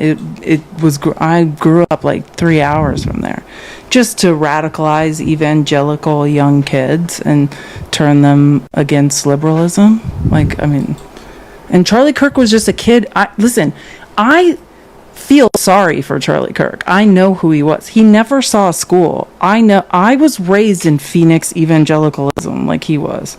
If I had never fought my way out and been really good at sports and been like, if you don't send me to public school, I'm gonna die. He's a homeschool kid. I think on some level, when you were just elevated as a prince of this evangelical, you're a warrior. If you've never been involved in the evangelical right, and I'm not a man. They didn't want me. But I still got caught up in the hype for a bit. And then I was like, oh, wait, you guys don't want anything to do with me. But if you're just a man that's like, yeah, keep going, white man. Yeah, you tell them. Yeah, here's millions of dollars. You go get voters for us, right? Oh, you're just a homeschool kid touring college campuses telling everyone they don't need school. What the fuck does he know? You know what I mean? He's been doing this since he was a little child. He's Kyle Rittenhouse extended. You know what I mean? That's how I see it. That kid never knew any different. He's a child in my eyes. I listened to him debate. He has no idea what he was talking about 95% of the time. I've listened to Charlie Kirk debate. He talked really fast in hopes that no one would talk faster than him. He was not making, he's a child, right? And a smart child, but a child, right? And that's the beauty. And I always say this, like, people are always like, you think you're so smart. No, I'm just over here on the left, because over here I have the luxury of the facts being on my side. I don't have to be smart. The fucking facts and the math is on my side. Like, I'm just over here. I just followed the facts and the data over here. And then I was like, oh, cool. And that's why it seems like we're all smart, is just because we just learned to critically think and to analyze data and facts, and then we just moved over here. That's it. And like, people on the right, you don't understand. Charlie Kirk is like a defense lawyer, right? The facts are not on that guy's side, right? Like, he's arguing for racism, misogyny, bigotry, Islamophobia, nativism, like everything that no data says is a good thing, right? Everyone knows a diverse gene pool is more healthy. I mean, basic biology goes against every single thing a white Christian nationalist believes, right? Facts, biology, physics. There's not a fact, there's not a strand of data over there. So you got to be extra smart over there. You're a defense lawyer, just like, well, if I can just cast doubt, if I can just talk to these other dumb people, and maybe one of them will be confused. Like, you're like a carnival barker, like begging someone to listen to you. It's much easier over here. I'm just like, yeah, all the data is on my side. Like, I go to sleep every night, and if the data ever tells me a different story, not Trump refusing to report data, but real data ever tells me a different story, I'll just change my ideas. I don't have to fucking be tired at night wondering what the fuck's going on. Like, how am I gonna keep this lie going? How am I gonna convince everyone insecure white male, mediocre white males are the smartest, even though you're the most undereducated, confused cross-section in America? How am I gonna keep this lie going? Like, I have no idea. The pressure on him must have been great. I can't imagine what that job is like. That's why I always say, I will not debate women on the right. The men will devour you over there. They have no respect for you. I don't need to do anything about that. And men on the right, you guys are just like frantically treading water, trying to figure out an argument, and it's just your feeling. You're just yelling your feel. I feel like I'm not important anymore. I just don't know how to say it. I just feel like I'm not as important. No, nobody cares. That's the problem. The problem you're dealing with is nobody fucking cares. But here's what we do care about, is we are all trapped in the same lifeboat. We're all being robbed by a bunch of rich people. An oligarchy is forming at the top of society. And we should all join together and do something about that. Not that, I know it's really important to you that you're not attracted to another man, and if you do, you feel super gay. We know that will keep you up for nights at a time wondering about your sexuality, but I do think that at some point we should worry about who's robbing us.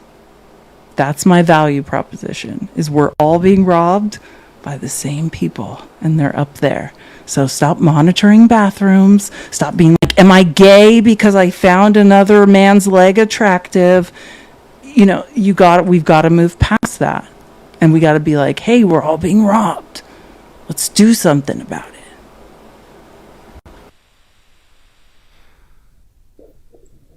Think I did. Do you think I got through to him?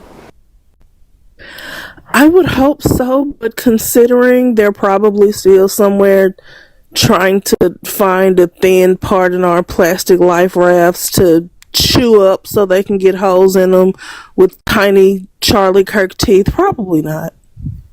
They're like, oh no, that woman with the tiny brain's trying to put disease into my brain. I'm just gonna listen to Jesus Christ and Donald Trump. Totally normal for a man to say men shouldn't have makeup on and have makeup on every day. There's nothing deeper. I should look into that. Yeah, hey, whatever. Let's all just let's hasten the collapse of Western civilization. I don't see why not. Anyways, okay, I have to go because I am getting some text messages. Thank you for 3 hours of fun and not fun. But if you've never met Dr. Danny, tomorrow, I believe, let me just see if she's in 12:30 p.m. Central Time. So 1:30 p.m. Eastern, 10:30. This is going to be so great. If you've never met Dr. Danny, oh God, she's going to get us all in order. She's just going to fix us. She's not. Real quick before we go, like, since it's the end of the live anyway, it's not like they can violate you again, right? If you've loved the show, as I'm sure you have, because I definitely have, and you want to catch the replays, they're all on YouTube. Subscribe and help get the watch hours up. We appreciate it. It's at A Girl Has No Name. Take a look. I just want to see if I have this clip too. I listen to some like black podcasts that are like, I'm like, if I play this on TikTok, I'm going to be banned. I just want to see if I add it, because as long as we're going out, there are some people just saying some real shit. Like, oh God, I do have it. I hope I don't. Well, this is not going to end well. Whenever I start thinking, like, I'm losing my mind, like, this world is crazy, like, none of this Charlie Kirk's a martyr, like, he's a horrible, racist, misogynist, Islamophobic, like, xenophobic monster, and now we all have to pretend like he never did anything wrong, and then I should not play this in advance. I already know it's wrong. Fuck Charlie Kirk, fuck his wife, and fuck them kids. The bitch knew who she married because she shared the same ideologies. And trust and fucking believe that she is going to impart them ideologies on them fucking girls so that they can carry his racist ass narrative. That's what they going to do. So fuck all of them. Fuck everybody that think black people gotta have empathy. The motherfucker literally said he hates the word empathy. We are literally giving him what the fuck he wants. That is what he wants. He said gun violence is the price you pay for the Second Amendment. It is what it is. He died the way he lived, talking out the side of his motherfucking neck. He didn't want empathy. So why the fuck are y'all trying to force us to have empathy? It pisses me off about these saltine ass crackers. For them to say violence is not the answer. White people who are the fucking originators of violence. Yes. Not just in this country, but around the fucking world. Everything white people have achieved in this lifetime, in any lifetime, has been through fucking violence. You bitches came to a land, and because it was not all white, you murdered the fucking Native Americans. Then you were so inferior and so fucking inept to build on said land that you had to go and have a transatlantic fucking journey to go to Africa to then steal African people and make them slaves, men, women, and children. You raped them, brutalized them, mutilated their bodies, and when they couldn't make the trip, you tossed them overboard. Then when you got More people, I just want to be clear because I'm very passionate about fact. More people were thrown overboard in the Middle Passage during the transatlantic slave trade than white people have died in every war America has ever fought. Just black people tossed overboard in the middle of the ocean during the transatlantic slave trade. here, the violence didn't stop. It continues, and it continues today. And y'all got the fucking caucasity to fix your barely there ass lips to tell us that violence is not the answer. Fuck you and the unwashed pussy you pop the fuck out of. Cause I'm tired of you motherfuckers. I'm so tired of white people. Y'all can take this however the fuck you want. I am tired. If you ain't that type of white, then I ain't fucking talking to you. If you feel some type of way, you the exact bitch I'm talking to. I am tired of y'all with the non-violent shit. Y'all just want to be violent towards us, but you don't want the violence back. That is why y'all created white supremacy. Watch the full episode. Just saying. Oh, if someone asked me where you could find this. This is what I listen to when I get tired of listening to people lie on Fox News. I'm just like, just need to reset. I mean, truly though, if that offended you, then you need to deconstruct and ask yourself why. If you didn't like what you just heard, if you didn't hear truth, then you really need to do some deconstruction and ask yourself why. That was just like, white people, you have a problem.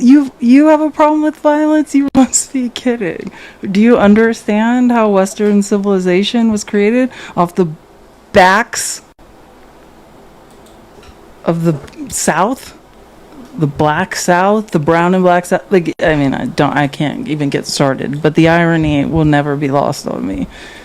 Joanna, I have 20 more. This is what I was doing when I was laying on the floor listening to JD Vance like lie. I was like listening to Black podcasts, being like, "See, somebody knows what's going on this earth." Get it? We get it, and like. As an aside, that's really not a side. That should actually be the main point. Like, at the end of the day, listen to black women. If you had, we wouldn't be in this situation because we would have had Kamala D. Harris as president. And none of this foolishness would be happening.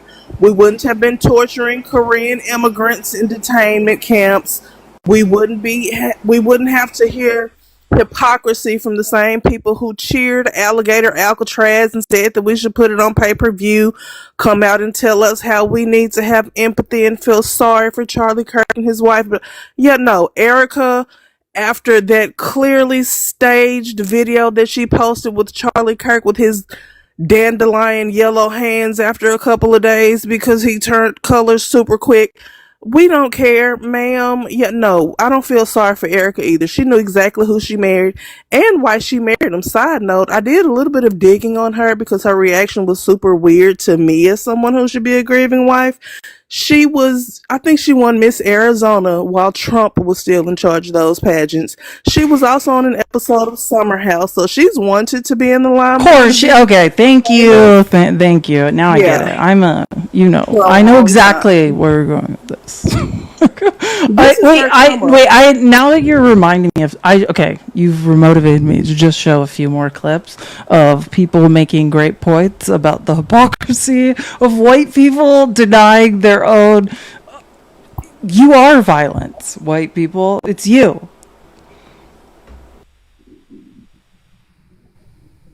I'm gonna lose my mind if conservatives keep pretending like mocking Charlie Kirk's death makes you some disgusting, horrible human being, especially when they reacted to the death of nearly every black person in the last 15 years like this. Like, when Trayvon Martin died, they held meet and greets with George Zimmerman and asked him to sign bags of Skittles and cans of iced tea, and the gun that he used to kill Trayvon Martin was auctioned off for like $250,000. Like, the hypocrisy is insane.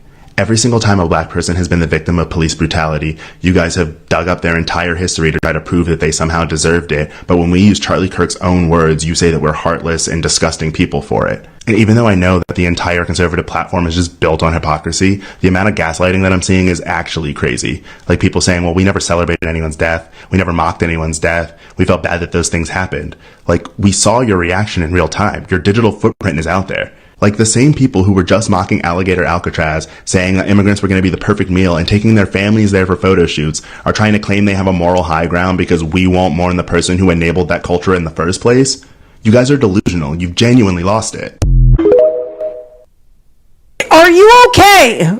Are you okay, mediocre MAGA white? But are you guys okay? Or your brains are never working? But are you okay? Do you know your own history? Are you aware of what you yourselves are culpable for? Like, it's mind-boggling. Wait, I have one more. Well, I have a lot more I could play, but This is the same administration that invited Kyle Rittenhouse to the White House. Like, miss me with all of it.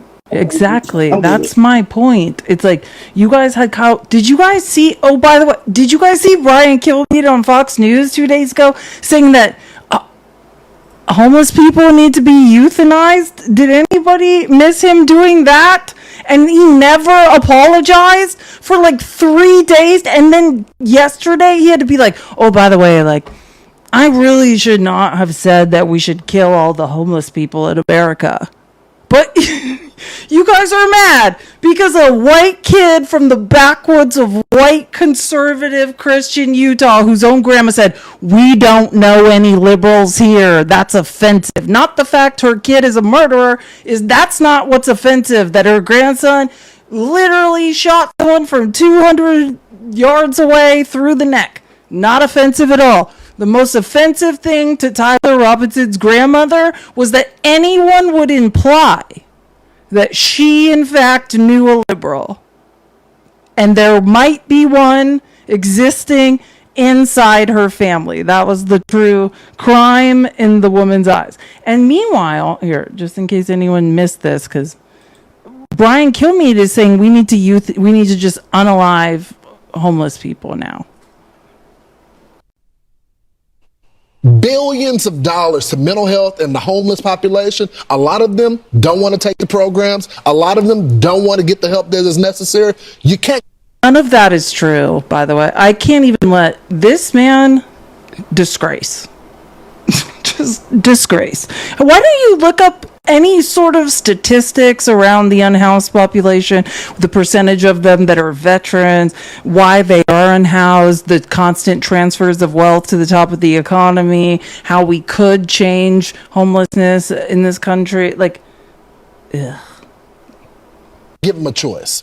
Either you take the resources that we're going to give you, or you decide that you're going to be locked up in jail. That's the way it has to be now. Or involuntary lethal injection or something. Just kill them. Yeah, Brian, why did it have to get to this point? Right. I would say this. We're not voting for the right people. In North Carolina, wake up. There we go. That's Fox News. But, hey, if you're on the left, you need to stop promoting violence. Oh, you guys didn't hear about... You guys didn't hear that they're just calling for unhoused people to just be killed through lethal injection on Fox, but the left is promoting violence. Meanwhile, back in the real world where some of our brains will still work, these people on Fox News are like, let's just kill all the homeless people through involuntary, not voluntary, involuntary lethal injection. And they never made him. Days went by. No, he's working this morning. That's what I'm about to show you. They finally made him be like, oh, I guess we shouldn't just kill everyone. Like, this was this morning. And it actually happened when we were together on Wednesday, Lawrence. In the morning, we were discussing the murder of Irina Zaruska in Charlotte, North Carolina, and how to stop these kinds of attacks by homeless, mentally ill assailants, including institutionalizing or jailing such people so they cannot attack again. Now, during that discussion, I wrongly said they should get lethal injections. I apologize for that extremely callous remark. I'm obviously aware that not all mentally ill homeless people act as the perpetrator did in North Carolina, and that so many homeless people deserve our empathy and compassion. Lawrence, back to you. All right, thanks. But the left, we have a problem with empathy. We have a problem with violence. I can't do it. I can't. Here's some numbers. In case anyone wants statistics. An estimated 2.2 to 3.5 million people experience homelessness each year. Roughly 770 to 7,000 of the people are homeless in the U.S. right now, including 30,000 veterans and 150,000 children. 40 to 60% of the people who are homeless have a job, but just can't afford housing. And that number is only going to increase. And I've talked about the effects of the economy. We are in literal stagflation, right? Like no hiring and increasing interest rates. So the price of everything going up. This number will only increase. And I just want you to know that for days and days on end, it was the idea that you should just be involuntarily unalived.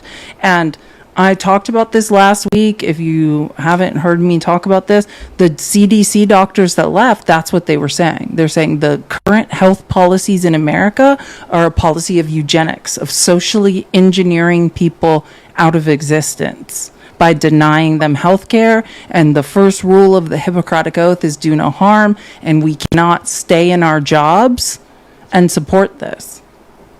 That's what's going on in America now, is euthanasia.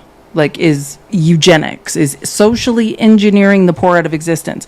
And people have talked about this. Hey, this is an up-down fight. And believe me, understand, the more of us that fight each other, kill each other off, wish each other dead, watch each other die, the less health care these people have to pay for. Do you understand?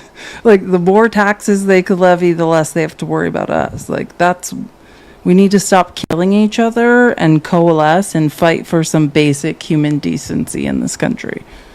Any last words, Joetta?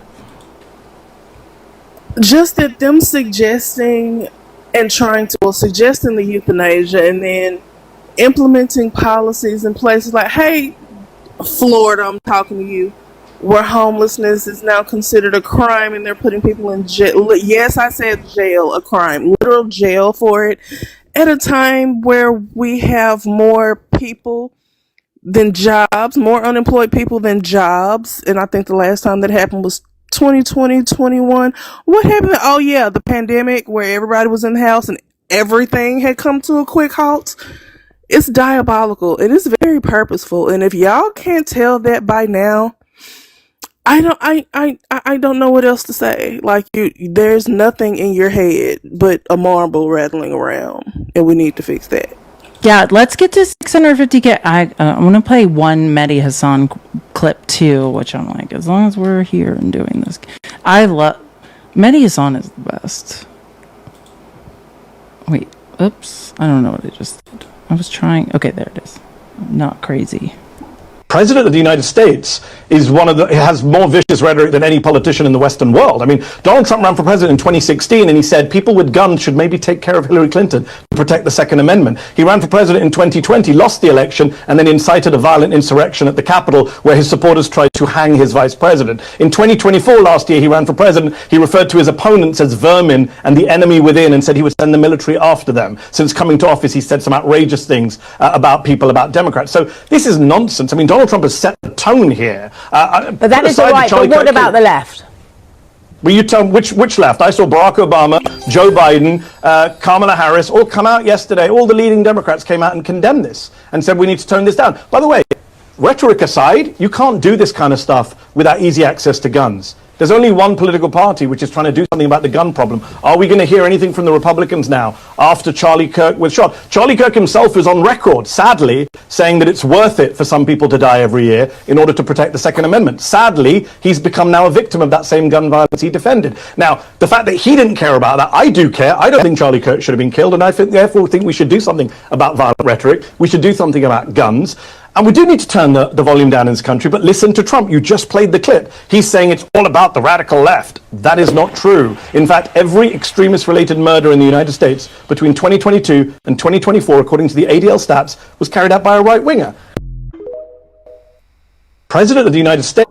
The truth always hurts when it hits MAGA. It burns. It burns. That you did this all. These are all ballistic podiatry. Shooting yourself in the foot and then looking around and being like, "Who the fuck shot me?" You shot yourself, and then you're trying to blame the rest of us for your own idiocy. And it's super. I know. I love Mehdi Hassan. He's a goddamn national treasure. Well, he was until they tried. It's very telling that. We showed that clip from Mehdi Hassan. Brilliant. We showed the clip from Katie Fain. Brilliant. We've done clips of Joy Reid. I have a clip of her too right now. I have one ready. You know me. I've got one right now. Like the biggest thing that they all have in common, aside from being brilliant people of color, is that they were all fired by MSNBC. By for-profit media, right? You're too brown, you tell you know too much history, you say too much truth. Now you just you heard Katie Britt, who the MAGA people with White House credentials are like, shut the fuck up, bitch. We don't care what you have to say. Get back in the kitchen. She's like, woman. Fire all those people for pointing out the truth. They're like, why is that woman talking? I love watching women on the right just trying to survive. It's like, I mean, it's horrible. I shouldn't, but that's why I say I'm not going to yell at any women on the right. You don't need me to point out that you're not going to last long. Like, they'll point it out for you. And wait, before we end, let's just call out like a real, I mean, because Trump has driven our economy into the ground. Do you guys remember when that whole raid happened in Georgia? And I was like, you know what? Like, I was reading and the FBI is acting like they've been doing some research on this. So, like, I'm just going to do my own research on the visas that they, and who was arrested and what happened. at that Hyundai plant in Georgia. Oh my God. Do you know that the warrant they entered that plant on? 4 alleged Latinos. They rounded up a bunch of, like, hundreds of South Korean people on, like, B visas or whatever that are legally in this country, setting up an infrastructure so 8,500 possible racists in Georgia could then have American jobs. And they rounded some of them are still being tortured in custody right now. And Trump is trying to beg them to take their jobs back. Are you guys and come back and set the plant up? But they don't want to come anymore because he tried to have them all arrested and tortured. Here's where this is the Trump administration policy on immigration, this wholesale roundup of people without any consideration and due process. Let's talk about why this is totally screwing all Americans financially and into our economy. So here's the deal. That joint venture battery facility that was the subject of the raid, $4.3 billion, folks, among the largest projects in Georgia and expected to create 8,500 jobs once completed. 8,500 jobs. For whom? For Americans. Possible backwards racist in Georgia. Just say it, Katie. You know, this us versus them mentality is just so messed up, right? Because these South Koreans are here to help build, to help train, to help get this thing up and running so 8,500 Americans can have jobs. But no, the Trump administration, the dumbasses with their heads so far up their asses when it comes to immigration, they're just sitting there and just rounding up people because this white freaking Republican chick decided to call ICE, right? Well, here, you're going to get even more freaking outrage when you hear this. The search warrant that was revealed, that was the part of this immigration raid. Are you ready? That search warrant, it was looking for 4 Latinos. And listen, I'm not even saying that was kosher. Who the hell knows if that was legal, the grounds by which they were looking for these 4 Latinos? But I don't know. Last I checked, the Latinos are not the South Koreans, right? Alrighty. So now, this joint venture battery facility subject to the immigration raid, scheduled for completion later this year to supply battery cells to Hyundai's nearby EV factory, electric vehicle factory. That work has been suspended following the raid. No work being done. Nothing being done. Construction not happening. 8,500 jobs, not happening. At least 22 other factory sites involving Korean business groups in automotive, shipbuilding, steel, and electrical equipment halted. Because of this. Great job, MAGA. Your racism strikes again and cripples our economy. How will you keep doing it? And I just want to read some more because that she's not doing the horrors of this justice. The more we learn about the raid on the Hyundai plant in Georgia, the worse it gets. I'm quoting the New York Times. Obtaining a B1 visa. This is what I was like trying to figure out. I was like, I know they were saying this involves different visas. Requires submitting proof of the worker's credentials, such as degree certificates and proof of employment. It is supposed to be used for consulting with business associates, negotiating contracts, or attending conferences. Jong-Won Lee, a lawyer, has worked with the South Korean companies operating in Georgia, said the official guidance left. These people all had working B1 visas. They have been tortured, detained, denied food, denied water, kept in squalor. You know what you guys do to brown people every single day and say they deserve it. But now it's happened to South Koreans and it's going to cripple the Georgian economy, which I find hilarious. It said little guidance left little clarity on how expansively the B1 visa could be interpreted. Installing software, giving instructions on how to set up machines. Is that consulting or not? Nobody knows. No update, no instruction, no case law. Immigration lawyer Charles Kuck, who represents several of the Koreans, says the ICE warrant was for 4 Hispanic workers, but ended up grabbing all the Koreans with them. They just transported everyone to the jail to sort it out later. What ICE is doing here is illegal, and people should be held to account. If we're turning from let's enforce the law against people who violate the law to let's enforce the law against everybody, regardless of their legal status, I think we've changed the kind of country that we've become. Seoul-based journalist Rafael Rashid, a repatriated Korean worker from the Hyundai LG battery factory secretly wrote a detention diary about their 7-day experience in ICE custody in Georgia.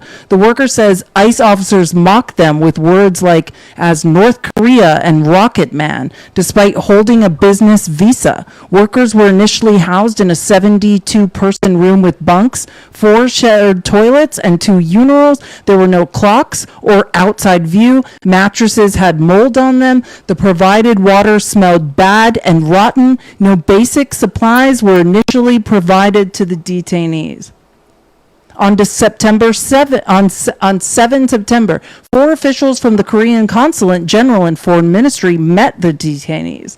The consulate reportedly told workers, getting home first is the most important thing. Sign whatever they ask you to sign unconditionally, which is not safe for brown people. The Korean officials warned that disputes could mean detention for anything from 4 months to several years.